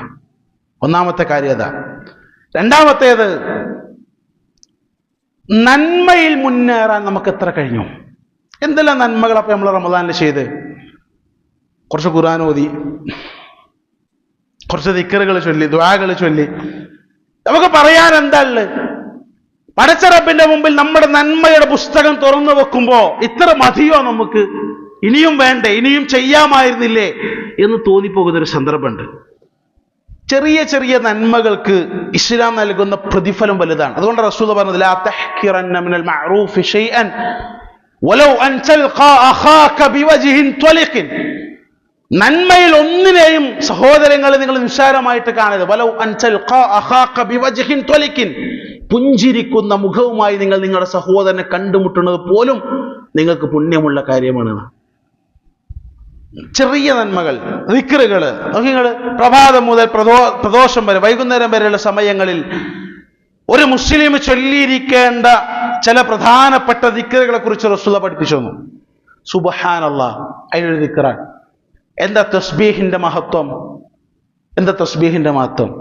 ലോകത്ത് മനുഷ്യരും മലക്കുകളും ജിന്നുകളും കല്ലും മരം മുള്ള് മണൽത്തരികൾ ആകാശത്തെ പറവകൾ മേഘങ്ങൾ എന്ന് വേണ്ട ഈ ലോകത്ത് പടച്ച റബ്ബിന്റെ സൃഷ്ടികളായി അള്ളാഹുവിന്റെ സൃഷ്ടികളായിട്ടുള്ള സകല വസ്തുക്കളും ചെയ്യുന്ന ഒരു സൽക്കർമ്മം തസ്ബീഹ് നടത്തുക. സുബ്ഹാനല്ലാഹ്. എന്താ അതിന്റെ പ്രത്യേകത? നമ്മൾ സുബ്ഹാനല്ലാഹ് എന്ന് നിസ്കാരത്തിൽ പറയാറില്ലേ സുബ്ഹാനല്ലാഹ്? നിസ്കാരം കഴിഞ്ഞാൽ സുബ്ഹാനല്ലാഹ്. ഉറങ്ങുന്നതിന് വേണ്ടി തന്റെ വിരിപ്പിലേക്ക് പ്രവേശിച്ചാൽ സുബ്ഹാനല്ലാഹ് പറയാറില്ലേ? എന്താ സുബ്ഹാനല്ലാഹിന്റെ പ്രത്യേകത? അല്ലേ? പണ്ഡിതന്മാരിങ്ങനെ പഠിപ്പിച്ചൊരു സംഗതിയുണ്ട്. ഒരു മനുഷ്യൻ മനസ്സറിഞ്ഞ് സുബ്ഹാനല്ലാഹ് എന്ന് പറഞ്ഞാൽ അവൻ പ്രഖ്യാപിക്കുന്ന ചില പ്രഖ്യാപനങ്ങളുണ്ട്. ലോകത്ത് ആരാധനക്കർഹൻ റബ്ബ് മാത്രാണ്, അല്ല മാത്രം. ഒന്നാമത്തെ പ്രഖ്യാപനം. രണ്ടാമത്തേത്, ഇന്ന് യുവാക്കൾക്കിടയിലേക്ക്, വിദ്യാർത്ഥികൾക്കിടയിലേക്ക് വലിയ പ്രചാരണത്തിൽ ചെന്നുകൊണ്ടിരിക്കുന്ന സൂഫിസം, തസവുഫ്, ആ സൂഫിസത്തിന്റെ അടിവേരറുക്കുന്ന പ്രഖ്യാപനമാണ് സുബ്ഹാനല്ലാഹ്. എന്തേ കാരണം? സൂഫിസം എന്ന് പറഞ്ഞാൽ എന്താ സൂഫിസം എന്ന് പറഞ്ഞാല് വഹ്ദത്തുൽ വുജൂദാണ്. ഞാൻ ഇന്നലെ മിഞ്ഞാന്ന് ഇങ്ങനെ ഇൻസ്റ്റാഗ്രാമില് സൂഫി സിംഗർ എന്ന് പറഞ്ഞിട്ട് ഒരു അക്കൗണ്ട് ഉണ്ട്, സൂഫി സിംഗർ. ഞാൻ അങ്ങനെ യാദൃശ്ചികമായിട്ട് കണ്ടതാ. അപ്പൊ ഞാൻ അങ്ങനെ ഇന്നലെ മിഞ്ഞാന്ന് അതിന്റെ പിന്നാലെ ആ വീഡിയോ ഇങ്ങനെ കേട്ടുകൊണ്ടിരിക്കുകയാണ്. അതിലുള്ള ഓരോ വീഡിയോ പാട്ടുകളാണ് അധികം. എന്താ സൂഫിസം? സൂഫിസം എന്ന് പറഞ്ഞാൽ എന്തോ ഒരു നല്ല സാധനമാണ് എന്ന് നമ്മൾ കുട്ടികൾക്ക് തെറ്റിദ്ധരിച്ചാണ്. ആ സൂഫിസത്തിലേക്ക് വന്നാൽ മ്യൂസിക് ഹലാലാകുന്നു, ആ സൂഫിസത്തിലേക്ക് വന്നാൽ ലഹരി ഉപയോഗിക്കൽ ഹലാലാകുന്നു, ആ സൂഫിസത്തിലേക്ക് വന്നാൽ സ്ത്രീകളുമായിട്ടുള്ള ബന്ധം അനുവദിക്കപ്പെടുന്നു. ഇങ്ങനെയൊക്കെയുള്ള ഒരു വല്ലാത്ത ഒരു പ്രയാസം പിടിച്ചൊരു മാർഗം. എന്താ സൂഫിസം? സൂഫിസത്തിന്റെ അടിസ്ഥാന വിശ്വാസം വഹ്ദത്തുൽ വുജൂദാണ്, അല്ലേ? വഹ്ദത്തുൽ വുജൂദാണ്. നമ്മളൊക്കെ ദൈവത്തിന്റെ പ്രതിനിധികളാണ്, നമ്മളെല്ലാവരും ദൈവത്തിന്റെ പ്രതിരൂപമാണ്. ഈ ലോകത്തുള്ള സകല വസ്തുക്കളും ദൈവത്തിന്റെ പ്രതിരൂപമാണെന്ന് വിശ്വസിക്കുക. ആ പ്രതിരൂപങ്ങളെ ആവാഹിച്ചെടുത്ത ഒരു ഷേഖ് ഉണ്ടാവും. ആ ഷേഖിനോട് പൊരുത്തപ്പെടിക്കുക, ഷേഖിന്റെ തൃപ്തി നേടുക എന്ന് പറഞ്ഞാൽ അള്ളാഹിന്റെ തൃപ്തി നേടിന് തുല്യമാണ്. ഇതാണ് അതിന്റെ അടിസ്ഥാന വിശ്വാസം. അതുകൊണ്ടാണ് സൂഫി വര്യന്മാരടുക്കൽ ഇങ്ങനെ ആളുകൾ കൂടുന്നതും, സൂഫി വര്യന്മാരെങ്ങനെ മദ്ഹ് ചെയ്യുന്നതും, സൂഫി വര്യന്മാരെ ചുറ്റിലിരുന്ന് പാട്ടുകൾ പാടുന്നതും, ഓല കൂടിയിരിക്കുന്നതും, ഓല വാക്കുകൾ കേൾക്കുന്നതൊക്കെ ഇതിനു വേണ്ടിയിട്ടാണ്. നമ്മൾ ആലോചിച്ച് നോക്ക്, പണ്ഡിതന്മാർ പഠിപ്പിക്കുക, ലോകത്ത് തസവുഫിന്റെ പേരിൽ കടത്തിക്കൂട്ടിക്കൊണ്ടിരിക്കുന്ന ഈ ജാതി ശിർക്കൻ വിശ്വാസത്തിന്റെ അടിവേരറുക്കുന്ന പ്രഖ്യാപനമാണ് ഒരു മനുഷ്യൻ സുബ്ഹാനല്ലാഹ് പടച്ചോനെ നീ എത്ര പരിശുദ്ധനാന്ന് പറയാം. നമ്മുടെ നാട്ടിലെ ക്രൈസ്തവർ, ജൂതന്മാർ അവരുടെ വിശ്വാസ പ്രകാരം പടച്ച റബ്ബിന് സന്താനമുണ്ടെന്ന ഉസൈറുൻ ഇബ്നുല്ലാഹ്, ഉസൈർ അല്ലാഹുവിന്റെ മകനാണെന്ന് ജൂതന്മാർ പറഞ്ഞു. നസ്വാറാക്കൾ പറഞ്ഞു ഈസ അലൈഹിസ്സലാം അല്ലാഹുവിന്റെ മകനാണെന്ന്. നമ്മൾ വിശ്വസിക്കുന്നുണ്ടോ? ഇല്ല. വിശുദ്ധ ഖുർആൻ പറഞ്ഞു അങ്ങനെ നസ്വാറാക്കൾ വാദിച്ചതിന്റെ പേരിൽ ആകാശഭൂമികളും അതിനുള്ള സകല പർവ്വതങ്ങളും പൊട്ടിത്തകരുമാറ് അത്രയും ഗൗരവമുള്ള അപകടം പിടിച്ച വാദമാണ് അള്ളാഹിന്റെ പേരിൽ അവർ കെട്ടിച്ചമച്ചുണ്ടാക്കിയെന്ന. പണ്ഡിതന്മാർ പറയാ, അള്ളാഹുവിന് സന്താനമുണ്ടെന്ന ആ സന്താനവാദത്തെ നിരാകരിക്കുന്ന പ്രഖ്യാപനമാണ് നമ്മൾ നടത്തുന്ന തസ്ബീഹ്. സുബ്ഹാനല്ലാഹ്. ഞാൻ ഇതിലൂടെ കിട്ടാനുള്ള മഹത്വം എന്താ? മാനസികമായിട്ടുള്ള പ്രയാസങ്ങളിൽ നിന്നും അള്ളാഹു നമ്മളെ കരകയറ്റും. വിശുദ്ധ ഖുർആന്റെ ആയത്തുകളാണ്. പ്രവാചകനോട് പറയാ, റസൂലേ, നിങ്ങളെ ഇസ്ലാമിന്റെ ശത്രുക്കൾ നിങ്ങളെ പരിഹസിച്ചതിന്റെ പേരിൽ, നിങ്ങളെ അപഹസിച്ചതിന്റെ പേരിൽ, നിങ്ങളെ കളിയാക്കിയതിന്റെ പേരിൽ നിങ്ങളെ മനസ്സ് കുടുസായി പോയി എന്ന് എനിക്കറിയാം. വലഖദ് നഅലമു അന്നക യുദീഖു സദ്റുക, അല്ലാഹുവിന്റെ റസൂലേ, നിങ്ങളുടെ ഹൃദയം വല്ലാത്ത പ്രയാസത്തിലാണ് എന്ന് നമുക്കറിയാം. അതുകൊണ്ട് നിങ്ങൾ എന്തു ചെയ്യണം? പടച്ച റബ്ബിനെ തസ്ബീഹ് നടത്തണം. വിശുദ്ധ ഖുർആന്റെ ആയത്താണ്. മാനസികമായിട്ടുള്ള പ്രയാസത്തിൽ നിന്ന് ടെൻഷൻ കയറാൻ ഈ തസ്ബീഹ് മനുഷ്യനെ സഹായിക്കുമെന്നാണ്. രണ്ടാമത്തെ എന്താ? ഭൗതികമായിട്ട് മനുഷ്യൻ അനുഭവിക്കുന്ന പ്രയാസങ്ങളിൽ നിന്ന് അള്ളാഹു രക്ഷപ്പെടുത്തും. മഹാനായ സുന്നൂൻ യൂനുസ് അലൈഹിസ്സലാം, ആ യൂനുസ് അലൈഹിസ്സലാം മത്സ്യത്തിന്റെ വായിൽ അകപ്പെട്ടു. ആ കടലിന്റെ ഇരുട്ടറയിൽ മത്സ്യത്തിന്റെ വായിൽ അകപ്പെട്ട സമയത്ത് മഹാനായ യൂനുസ് അലൈഹിസ്സലാം പ്രാർത്ഥിച്ച പ്രാർത്ഥന എന്താ? ലാ ഇലാഹ ഇല്ലാ അൻത സുബ്ഹാനക ഇന്നി കുൻതു മിനൽ ളാലിമീൻ. പണ്ഡിതന്മാരെ പഠിപ്പിച്ചു, ഭൗതികമായി മനുഷ്യൻ നേരിടുന്ന അപകടങ്ങളിൽ നിന്ന്, പ്രയാസങ്ങളിൽ നിന്നും സുബ്ഹാനല്ലാഹ് എന്ന തസ്ബീഹിന്റെ വാചകം ഒരു മനുഷ്യനെ രക്ഷപ്പെടുത്തുന്ന. നിങ്ങൾ എന്താണ് ആ വാക്കിന്റെ സമയം? എത്ര സമയമാണോ ഒരു സുബ്ഹാനല്ലാഹ് ചൊല്ലാൻ, ഒരു അൽഹംദുലില്ലാഹ് ചൊല്ലാൻ, ഒരു ലാ ഇലാഹ ഇല്ലല്ലാഹ് ചൊല്ലാൻ, ഒരു അല്ലാഹു അക്ബർ പറയാൻ? ഒരു സെക്കൻഡ്, 2 സെക്കൻഡ്. റസൂൽ പറയില്ല, മൻ ഖാല സുബ്ഹാനല്ലാഹി വബിഹംദിഹി ഫീ യൗമി 100 മറ, ഒരു മനുഷ്യൻ ഒരു ദിവസത്തിൽ 24 മണിക്കൂറിനുള്ളിൽ സുബ്ഹാനല്ലാഹി വബിഹംദിഹി എന്ന് 100 പ്രാവശ്യം ചൊല്ലിയാൽ ഹുത്തത് ഖതായാഉ മിസ്ല സബദിൽ ബഹർ, കടലിന്റെ നുരയോളം അവൻ തെറ്റുകൾ ചെയ്തിട്ടുണ്ടെങ്കിലും അല്ലാഹു സുബ്ഹാനഹു വ തആല പുറത്തു കൊടുക്കും. സുബ്ഹാനല്ലാഹി വബിഹംദിഹി. എത്ര സമയമാണ് നമുക്ക് ചൊല്ലാൻ? എത്ര സമയം, എത്ര ദിവസം നമ്മൾ ചൊല്ലി? ഒരു 10 മിനിറ്റ് സുബഹി നിസ്കാരം കഴിഞ്ഞിട്ട് പള്ളിയിൽ ഒരു 10 മിനിറ്റ് ഒരു മൂലയിൽ ഒറ്റയ്ക്ക് ഇരുന്നിട്ട് വിശുദ്ധ ഖുർആൻ ഒന്നെടുത്ത് ഓതി പാരായണം ചെയ്ത് ഒരു ദുഹാ സമയമാകുന്നതൊക്കെ ഒന്ന് ഓതി ദുഹാ നിസ്കരിച്ചിട്ട് എന്നിട്ട് അല്ലേ ഒരു 10 മിനിറ്റ് ഇരുന്നിട്ട് സുബ്ഹാനല്ലാഹി വബിഹംദിഹി സുബ്ഹാനല്ലാഹി വബിഹംദിഹി ഒന്നിങ്ങനെ എണ്ണം പിടിച്ച് 100 പ്രാവശ്യം ചൊല്ലിയൊക്കെയാണ്. ഒരു 10 മിനിറ്റ് മതി നമുക്ക്. റസൂലുള്ളാഹിയിലെ കലിമതാനി ഖഫീഫതാനി അലൽ ലിസാൻ, നാവിന് ചൊല്ലാൻ വളരെ ലളിതമായിട്ടുള്ള 2 വാക്കുകൾ. വസഖീലതാനി ഫിൽ മീസാൻ, പടച്ച റബ്ബിന്റെ അടുക്കൽ സ്ഥാപിക്കപ്പെട്ട നന്മ തിന്മയുടെ അളവ് നോക്കുന്ന തുലാസിൽ ഖനം തൂങ്ങുന്ന 2 വാക്കുകൾ. വഹബീബതാനി ഇലർ റഹ്മാൻ, അല്ലാഹുവിലേക്ക് ഇഷ്ടപ്പെട്ട 2 വാക്കുകൾ. സുബ്ഹാനല്ലാഹി വബിഹംദിഹി, പിന്നെന്താണ് ഓർമ്മ നിങ്ങള്? സുബ്ഹാനല്ലാഹിൽ അദീം. എത്ര സെക്കൻഡ് വേണം നമുക്ക് ചൊല്ലാൻ? സുബ്ഹാനല്ലാഹി വബിഹംദിഹി സുബ്ഹാനല്ലാഹിൽ അദീം. ഒരു 2 സെക്കൻഡ് 3 സെക്കൻഡ് ഒരു പ്രാവശ്യം ചൊല്ലാൻ. നമ്മൾ നിസ്കാരം കഴിഞ്ഞിട്ട് യാദൃശ്ചികമായിട്ട് വരുന്ന സുബ്ഹാനല്ലാഹ് സുബ്ഹാനല്ലാഹ് സുബ്ഹാനല്ലാഹ് അതിനല്ലട്ടി പറയണ്ടേ, അതിനല്ല അയിമത് കിട്ടൂല, അയിമത് കിട്ടും തോന്നണ്ട. അങ്ങനെ ചൊല്ലുണ്ട്, എത്ര കാലമായി ചൊല്ലുന്നത്, ഇതൊന്നും എനിക്കില്ലല്ലോ എന്നാ. സുബ്ഹാനല്ലാഹ് അസ്തഗ്ഫിറുല്ലാഹ് അതൊക്കെ നമ്മൾ ചൊല്ലണ രീതി ശരിയാണെന്ന് നമ്മൾ അന്വേഷിക്കുക അല്ലേ? നന്മകൾ അധികരിപ്പിക്കാൻ, നന്മയുടെ മാർഗത്തിൽ മുന്നേറാൻ എത്രത്തോളം ഈ റമദാൻ നമുക്ക് കഴിഞ്ഞു. പുതിയൊരു സ്വഭാവം, പുതിയൊരു നേട്ടം കൊണ്ടുവരാൻ. എന്താ ഇപ്പൊ റമദാൻ കൊണ്ട് നേട്ടം ഉണ്ടായി? അതിപ്പോ എന്താന്ന് വെച്ചാൽ 4 മണിക്ക് നീച്ച് ഭക്ഷണം കഴിക്കാൻ തുടങ്ങിയതാ പലിച്ചക്കേ. അതാപ്പോ ഒരു മെച്ചം റമദാൻ കൊണ്ട് കിട്ടിയേ. പിന്നെ ഈ ജാതി കുറെ നേരത്തെ പറഞ്ഞ അങ്ങനെയാണോ നമ്മളെ റമദാൻ? നമ്മൾ ചിന്തിക്കുക അല്ലേ? ഒരു പുതിയ നന്മ, ഒരു ദുസ്വഭാവത്തെ മാറ്റിവെക്കാൻ. ചില ആൾക്കാരൊക്കെ സിഗരറ്റൊക്കെ ഉപയോഗിക്കുന്ന ആൾക്കാരുണ്ടാവും. ഓലൊക്കെ അത് മാറ്റി വെക്കണ മാസമാണ് റമദാൻ മാസം അല്ലേ?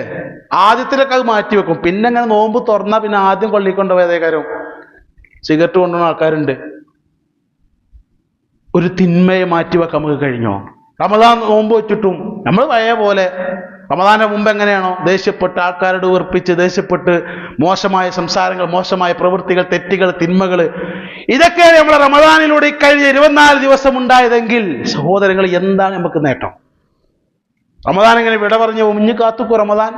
ഇല്ല. നാളത്തെ പ്രഭാതത്തിന് ഞാനോ നിങ്ങളുണ്ടാകുമെന്ന് ഉറപ്പുണ്ടോ? നാളെ ചിലപ്പോൾ സുബൈക്ക് നീച്ചുമ്പോൾ വാർത്ത കേൾക്കണ ചിലപ്പോൾ എന്നെ മരണ വാർത്തയേക്കാരും. അനസ് അല്ലെ, ഇന്നലെ ചങ്ങായി ഇവിടെ ക്ലാസ് എടുത്ത് പോയ മനുഷ്യനാണ്, പറയാൻ അധികം സമയമൊന്നും വേണ്ട, പോണ പോക്കില് പടച്ചോന്റെ തീരുമാനം വന്നാൽ മതി, കഴിഞ്ഞു, ഹലാസ്. ഇപ്പൊ കണ്ടില്ല ഇന്നലെ മൊറയൂര് നടന്നൊരു വാർത്തകൾ ശ്രദ്ധിച്ചിട്ടുണ്ടാവും അല്ലെ? ഇന്നലെ മിനിഞ്ഞാന്നേറ്റ് ബസ്സിനുമക്ക് കാറ് കൂട്ടിയിടിച്ച് 3 ആളുകളെ മരണപ്പെട്ടു തോന്നുന്നുണ്ട്. ഓലിടുന്ന വരുന്ന് എയർപോർട്ടിൽ നിന്ന് മടങ്ങി വരികയാണ് അല്ലേ? ഒരാളെ എയർപോർട്ടിൽ അയച്ച് ആ എയർപോർട്ടിൽ നിന്ന് അവർ തിരിച്ചു വരികയാണ്. കരിപ്പൂർ എയർപോർട്ട് തിരിച്ചു വരികയാണ്. മൊറയൂരെത്തിയപ്പോ ആ ബസ്സിന്റെ മുമ്പിലേക്ക് ഇടിച്ചു കയറി കാറ്. 3 ആളുകളെ മരണപ്പെട്ട്. 3 ആളുകൾ അല്ലെ? ഒരു സെക്കൻഡ് മതി കൂട്ടരെ അവസാനിക്കാൻ. എന്താ നമ്മൾ ചെയ്തതെന്നുള്ള ഒരു നന്മ അധികരിപ്പിക്കാൻ ഈ റമദാൻ മാസം നമുക്ക് കഴിഞ്ഞിട്ടുണ്ടോ? ഒരു ദിക്ർ വർദ്ധിപ്പിക്കാൻ, ഒരു ദുആ പഠിക്കാൻ, ആ ഒരു ദുആ കൊണ്ട് ജീവിതത്തിലൂടെ നേടിയെടുക്കാവുന്ന നേട്ടങ്ങളെ കുറിച്ച് മനസ്സിലാക്കാൻ നമുക്ക് കഴിഞ്ഞോ? ഒരു തിന്മയെന്ന് മാറി നിൽക്കാൻ നമുക്ക് കഴിഞ്ഞിട്ടുണ്ടോ? നമ്മൾ ചിന്തിക്കുക. അതിലേക്ക് ചേർത്തി പറയേണ്ട സംഗതി സ്വതക്കകൾ അധികരിപ്പിക്കാൻ. പിന്നെ സ്വതക്ക എപ്പോഴും റമദാനിൽ എപ്പോഴും കേൾക്കുന്ന സംഗതി, പൈസ കൊടുക്കുക, പൈസ, സ്വതക്ക എന്നും നമുക്ക് സഹോദരൻ പിരിവിനുണ്ട്. എല്ലാ വക്തിനും ജമാഅത്തിന് പിരിവ്. ഞാൻ കോഴിക്കോട് ഒരു ക്ലാസ് എടുക്കാൻ എനിക്ക് വലിയ അത്ഭുതം തോന്നി. ഒരു സഹോദരൻ ഞാൻ ഇങ്ങനെ ക്ലാസ് എടുത്ത് ഇങ്ങനെ തിരിച്ചിറങ്ങുമ്പോൾ അന്ന് അവിടെ ഒരു മദ്രസയുടെ കളക്ഷനാണ്. അപ്പൊ ഞാനതിങ്ങനെ കഴിഞ്ഞിറങ്ങിയപ്പോ ഒരു സാധുവായ മനുഷ്യൻ, ഒരു വൃദ്ധനായ ഒരു വൃദ്ധ പിന്നെ വാർദ്ധക്യത്തിന്റെ തുടക്കത്തിലേക്ക് എത്തി നിൽക്കുന്ന ഒരു മനുഷ്യൻ. അദ്ദേഹം ഇങ്ങനെ വന്നു. അദ്ദേഹത്തിന്റെ പോക്കറ്റിൽ നിന്ന് 5 കവർ പുറത്തെടുത്തു. 5 കവർ പുറത്തെടുത്തിട്ട് അവിടെ ഇരിക്കുന്ന ആൾക്ക് 2 കവർ ഇട്ട് കൊടുത്തു. 2 കവർ. അപ്പൊ പള്ളിയുടെ ഭാരവാഹിയുണ്ട്, ഹമീദ് ഖാൻ, നമ്മൾ ISMന്റെ പ്രവർത്തകൻ. മൂപ്പര് പറയാ എല്ലാ ദിവസവും ഈ 5 കവറും കൊണ്ടാ മൂപ്പര് പള്ളിയിൽ കയറി. 5 കവറുണ്ടോ? 5 വക്തിന് ഓരോ കവറാ. അന്ന് സുബഹിക്ക് കളക്ഷൻ ഇല്ലായിരുന്നു. അതുകൊണ്ട് ളുഹറിന് വന്ന ആൾക്ക് സുബഹിന്റെ കൂടി കൂട്ടിക്കൊടുത്തു 2 കവർ. ബാക്കി 3 അസ്ർ, മഗ്രിബ്, ഇശാ. ഇപ്പൊ നമുക്ക് അങ്ങനെയൊന്നും കഴിഞ്ഞോളുന്നില്ല. എന്നാലും സ്വതക്ക അധികരിപ്പിക്കാൻ നമുക്ക് കഴിഞ്ഞിട്ടുണ്ടോ എന്നുള്ള എന്താ സ്വതക്കന്റെ മഹത്വം? നമ്മൾ കേട്ടതാണ്. സ്വതക്കത്തു മിമ്മാലിൻ, ഒരാൾ സ്വതക്ക കൊടുത്തു എന്നുള്ള കാരണം കൊണ്ട് പടച്ചോൻ സ്വതക്കയിൽ സമ്പത്തിൽ എന്ത് ചെയ്യൂല, മാറ്റം വരുത്തൂല. സക്കാത്ത് കണക്ക് കൂട്ടേണ്ട സമയം അപ്പോ സക്കാത്ത് കൊടുത്തോ? ഫിത്ര സക്കാത്ത് പറഞ്ഞിട്ടുണ്ടാവൂലേ അല്ലേ? ഫിത്ര സക്കാത്ത് പറഞ്ഞു കൊടുത്തോ? എത്ര? 100 റുപ്യ. എത്രയാണ്? 100. അത് കമ്മിറ്റിക്കാർ എന്ത് ചെയ്യേണ്ടിരുന്നത്? 4 വട്ടം പിന്നാലെ നടക്കേണ്ടി. എൻ്റെ ഫിത്ര സക്കാത്ത് എവിടെ എവിടെ എവിടെ കൊണ്ട് എൻ്റെ കൂടെ കിട്ടാനുള്ളൂ ഞാൻ ഏരിയ എന്നൊക്കെ പറഞ്ഞാലേ കൊടുക്കുള്ളൂ. എന്നാ വാപ്പ നാളെ പെരുന്നാൾ ഡ്രസ്സ് എടുക്കാൻ എന്നാ അപ്പം മണ്ടും കുട്ടികളെയും കൊണ്ട് വാപ്പ നാളെ ഇഫ്താർ കോമ്പോ 200 റുപ്യാണ് ഒരാൾക്ക് അപ്പം പോകും. എന്തേ? അത് ദുനിയാവാ. പിശാജ് പറയും കൊടുത്താളാ ദുനിയാവാണ്. പിശാജിന്റെ അധീനതയിലാ മനസ്സ്. പിശാജ് സ്വാധീനം ഉണ്ടാക്കും, കൊടുത്താളെ വസ്വാസം ഉണ്ടാക്കും. എന്നാ ദീനമൊക്കെ കൊടുക്കുമ്പോ പിടിച്ചു വെക്കും, കൊടുക്കണ്ടോ? ഓക്കെ, ആ പള്ളിക്ക് വേണ്ടി 500 റുപ്യ കൊടുത്താൽ എന്റെ കുടുംബത്തിൽ പട്ടിണി ഉണ്ടാവുള്ളൂ എന്ന് പിശാജ് തോന്നിപ്പിക്കും. എന്നാ ദുനിയാവിന്റെ വിഷയത്തില് 10,000 കൊടുത്താളെന്ന് പിശാജ പറയാ. നമ്മളെ മനസ്സ് പിശാജിന്റെ കൺട്രോളിലാണോ? നമ്മൾ ചിന്തിക്കുക. സ്വതക്കത്ര കൊടുക്കാൻ നമുക്ക് കഴിഞ്ഞു. റസൂൽ പറയില്ലേ, 2 മലക്കുകൾ ഇറങ്ങി വരും ദുനിയാവിലേക്ക്. ആ 2 മലക്കുകൾ ഇറങ്ങി വന്നിട്ട് അവർ പ്രഭാതത്തിൽ ഭൂമിയിലേക്ക് ഇറങ്ങി വന്ന് അള്ളാഹുവിന്റെ റസൂൽ പറയാ, ആ 2 മലക്കുകൾ, ഒരു മലക്ക് പ്രാർത്ഥിക്കും, അള്ളാഹുവേ നീ നൽകിയ സമ്പത്ത് നിന്റെ ദുനിയാവിന്റെ മാർഗത്തിൽ ചിലവഴിക്കുന്നവർക്ക് പടച്ച റബ്ബേ പകരം നീ സമ്പത്ത് നൽകണേ എന്ന് മലക്കുകൾ പ്രാർത്ഥിക്കുന്ന. രണ്ടാമത്തെ വയഖൂലുൽ ആഖർ, രണ്ടാമത്തെ മലക്ക് പറയും, അള്ളാഹുവേ നീ നൽകിയ സമ്പത്ത് ദുനിയാവിന്റെ ദീനിന്റെ മാർഗത്തിൽ ചിലവഴിക്കാതെ പിശുക്ക് കാണിച്ച് പിടിച്ചു വെക്കുന്നവൻ റബ്ബേ അവന്റെ സമ്പത്ത് നീ നശിപ്പിക്കണേ എന്ന് മലക്കുകൾ പ്രാർത്ഥിക്കുന്ന. പണ്ഡിതന്മാർ വിശദീകരിച്ചു, മുഹദ്ദിസുകൾ വിശദീകരിച്ചുകൊണ്ട് പഠിപ്പിച്ചു വന്നു, അന്ന ദുആൽ മലായികത്തി മുജാബുൻ, മലക്കുകളുടെ പ്രാർത്ഥന എന്ന് പറയുന്നത് അള്ളാഹുവിന്റെ അടുക്കൽ ഇസ്തിജാബത്തുള്ള പ്രാർത്ഥനയാണ്, ഉത്തരം കിട്ടുന്നുള്ള പ്രാർത്ഥന. സുഹൈബ് റളിയല്ലാഹു അൻഹു, ആരായിരുന്നു സുഹൈബ്? റോമാ സാമ്രാജ്യത്തിന്റെ കീഴിലുള്ള ഒരു ഗവർണർ. ആ ഗവർണറുടെ മകനായിരുന്നു സുഹൈബ്. റോമാ സാമ്രാജ്യം അടിപതറിയപ്പോ, പരാജയപ്പെട്ടപ്പോ സുഹൈബിനെ അടിമയാക്കി അടിമച്ചന്ത കച്ചവടത്തിലൂടെ മക്കയിലേക്ക് എത്തിച്ചു. സുഹൈബിനെ ഖുറൈശികൾപ്പെട്ട ഒരാള് അടിമയായി മേടിച്ചു. ആ ഖുറൈശികൾപ്പെട്ട മനുഷ്യൻ സുഹൈബിനെ മോചിപ്പിച്ച് സ്വതന്ത്രനാക്കി. ഇനി നിനക്ക് സ്വതന്ത്രനായിട്ട് ജീവിക്കാമെന്നാണ്. സുഹൈബ് മക്കയിൽ സ്വതന്ത്രനായ ജീവിതം തുടങ്ങി, കച്ചവടത്തിൽ ഏർപ്പെട്ടു. അന്നത്തെ വലിയ കച്ചവട ചരക്കുകൾ സുഹൈബ് ഏറ്റെടുത്തു, വലിയ ലാഭമുണ്ടാക്കി, വലിയ ധനാഢ്യനായി സുഹൈബ്. ആയിടക്കാണ് സുഹൈബ് ഇസ്ലാമിനെ കുറിച്ച് കേട്ടത്, റസൂലുള്ളാഹിനെ കുറിച്ച് അറിഞ്ഞത്. റസൂലുള്ളാഹിന്റെ അടുക്കൽ ചെന്നു, കേട്ടു, ഇസ്ലാം കേട്ടു, പഠിച്ചു, മനസ്സിലാക്കി, മുസ്ലിമായി. സുഹൈബ് റളിയല്ലാഹു അൻഹു. ആ സുഹൈബ് ഹിജ്റ പോവുകയാണ് മക്കയിൽ നിന്ന് മദീനയിലേക്ക്. മക്കയിൽ നിന്ന് മദീനയിലേക്ക് ഹിജ്റ പോകുന്ന ഓരോ മനുഷ്യരെയും ടാർഗറ്റ് ചെയ്യാൻ പ്രത്യേകം സംഘങ്ങളെ മരുഭൂമിയിൽ മണൽക്കൂനകൾക്കുള്ളിൽ ഒളിപ്പിച്ചിരുന്ന ഖുറൈശികൾ. അങ്ങനെ സുഹൈബിനെ പിടിക്കാൻ ഏൽപ്പിക്കപ്പെട്ട ആളുകൾ സുഹൈബിനെ തടഞ്ഞു വെച്ചു മക്കയിൽ. എന്ന് പറഞ്ഞു, സുഹൈബെ, മക്ക വിട്ട് മദീനയിലേക്ക് പോകാൻ നിനക്ക് അർഹതയില്ല. മക്ക വിട്ട് മദീനയിലേക്ക് പോകാൻ നിന്നെ സമ്മതിക്കൂല. സുഹൈബ് പറയാ, മഅ്ശറ ഖുറൈശ്, ഖുറൈശികളെ, ഈ കൂടിയിരിക്കുന്ന ഖുറൈശ് സമൂഹത്തിൽ അറബികൾക്കിടയിൽ ഏറ്റവും നല്ല രൂപത്തിൽ അമ്പെയ്യുന്നവൻ സുഹൈബാൻ. എന്റെ ആവനാടിയിലെ ഓരോ അമ്പും സുഹൈബ് നിങ്ങളുടെ ശരീരത്തിലേക്ക് ശക്തമായി എഴും.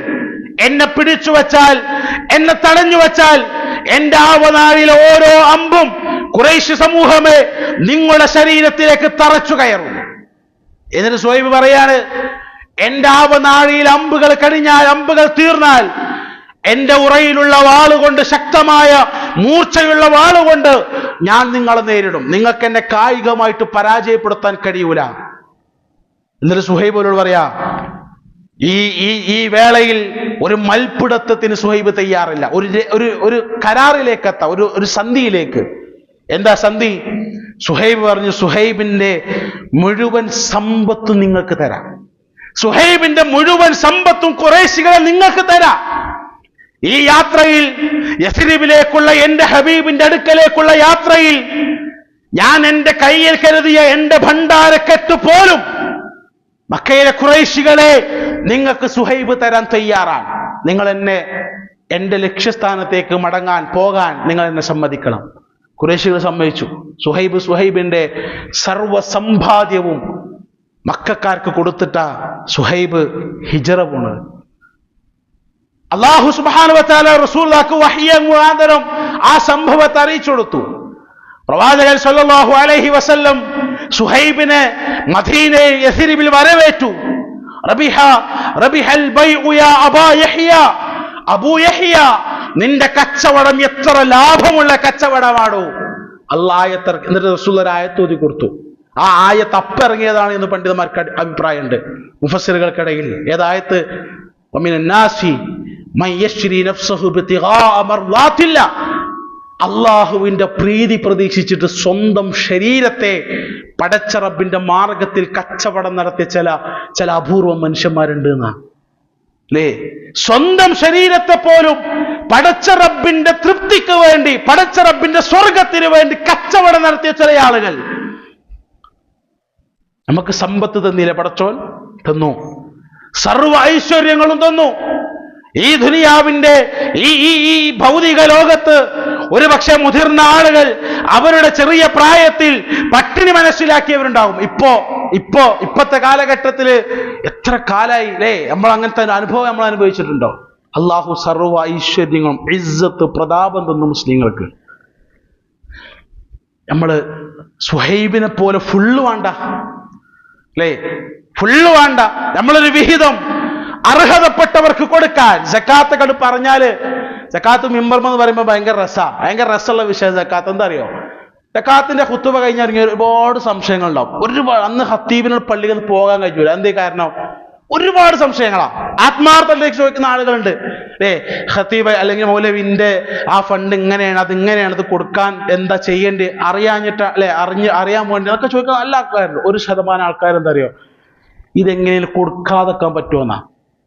എങ്ങനെയെങ്കിലും ഇപ്പോ ഈ 2.5% കൊടുക്കാതെക്കാൻ വല്ല വഴിയുണ്ടോ നോക്കുന്ന ആൾക്കാരുണ്ട്. അള്ളാഹുവിന്റെ പ്രവാചകൻ സ്വല്ലല്ലാഹു അലൈഹി വസല്ലമയുടെ വിശുദ്ധ ഖുർആന്റെ കൽപ്പന എന്താ? ധനികരിൽ നിന്നും ആ സമ്പത്തെടുത്ത് ഫുഖറാക്കൾക്ക്, സാധുക്കളായ ആളുകൾക്ക് റസൂലെ കൊടുക്കുന്ന. അബൂബക്കർ റളിയല്ലാഹു അൻഹു ഇസ്ലാമിന്റെ ഒന്നാമത്തെ പ്രഥമ ഖലീഫ സ്ഥാനം ഏറ്റെടുത്ത് അബൂബക്കർ റളിയല്ലാഹു അൻഹു നടത്തിയ 2 ചരിത്ര പ്രസിദ്ധമായ പ്രസംഗങ്ങൾ, 2 ഒന്ന് ഖിലാഫത്ത് ഏറ്റെടുത്തുടനെ അബൂബക്കർ റളിയല്ലാഹു അൻഹു ഏറ്റെടുത്ത് ആ സമയത്ത് മൂപ്പൻ നടത്തിയ പ്രസംഗമുണ്ട്. ഞാൻ നിങ്ങളുടെ ഖലീഫയായിട്ട് അധികാരം ഏറ്റെടുത്തിരിക്കുന്നു എന്ന് പറഞ്ഞിട്ട് നടത്തിയ പ്രസംഗം. രണ്ടാമത്തേതോ അറിയോ? സക്കാത്തിന്റെ വിഷയത്തിൽ പ്രവാചകന്റെ വഫാത്തിനു ശേഷം മുസ്ലിങ്ങൾക്കിടയിൽ ഒരുപാട് ഭിന്നതകൾ വന്നു, ഒരുപാട് അഭിപ്രായ വ്യത്യാസങ്ങൾ വന്നു. ചില ആളുകൾ പറഞ്ഞു, ഞങ്ങൾ ഇസ്ലാമിന്റെ കാര്യങ്ങളായിട്ടൊന്നും സഹകരിക്കൂല, കോർപ്പറേറ്റ് ചെയ്യൂല. എന്തേ കാരണം? റസൂൽ മരിച്ചല്ലോ, ഇനി ഒരു സഹകരണം വേണ്ട. റസൂലൊക്കെ മരിച്ചോടുകൂടി വഫാത്തോടുകൂടി കഴിഞ്ഞു എന്നാ. അത് അബൂബക്കർ എന്താ പറഞ്ഞേ? ഒരൊട്ടകത്തിന്റെ മൂക്ക് കയറാണ് അവർ റസൂലുള്ളാഹിക്ക് സക്കാത്തായി കൊടുത്തിരുന്നതെങ്കിൽ, അതെനിക്ക് അവർ നിഷേധിക്കപ്പെടുകയാണെങ്കിൽ ഞാൻ അവരോട് യുദ്ധം ചെയ്യുന്ന.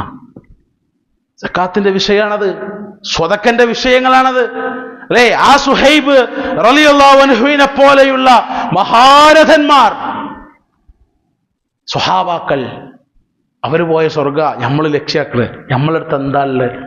റമദാനിലൂടെ ആ സ്വതക്കയെ വർദ്ധിപ്പിക്കാൻ നമ്മൾ റമദാന്റെ അവസാനത്തേക്ക് എത്തുമ്പോൾ നമുക്ക് ചെലവ് കൂടുതലാണ്. എന്തേ കാരണം? ഡ്രസ്സ് എടുക്കണം, പെരുന്നാളിന് ഒരുക്കങ്ങൾ തുടങ്ങി. എന്താണ് അല്ലെ, ഇപ്പോൾ ഭക്ഷണം എന്ത് കൊടുക്കണം എന്ന് ഇപ്പോഴേ ആലോചിച്ചുകൊണ്ടിരിക്കണ മനുഷ്യന്മാരുണ്ട്. 4 ദിവസം കഴിഞ്ഞ പെരുന്നാൾ, ഇപ്പോഴേ ആലോചന എന്തുണ്ടാക്കും. കഴിഞ്ഞ പെരുന്നാൾ നമ്മൾ ഫ്രൈഡ് റൈസ് ഉണ്ടാക്കി, ഇപ്രാവശ്യം എന്താ ഉണ്ടാക്കുക അല്ലെ, ഏൽപ്പിക്കണോ, പായസം വേണോ, അത് വേണോ, ഇപ്പോഴേ ആലോചന, ഇപ്പോഴേ പൈസ ഒരു കൂട്ടുക. മക്കളെയും കൊണ്ട് ഇന്നലെയൊക്കെ ഈ ഖുർആൻ വിജ്ഞാന പരീക്ഷയുടെ ക്വസ്റ്റ്യൻ പേപ്പർ കൊണ്ട് ഇങ്ങനെ പോകുമ്പോൾ ഓരോ അങ്ങാടിക്കത്തും ഭയങ്കര തിരക്കാ.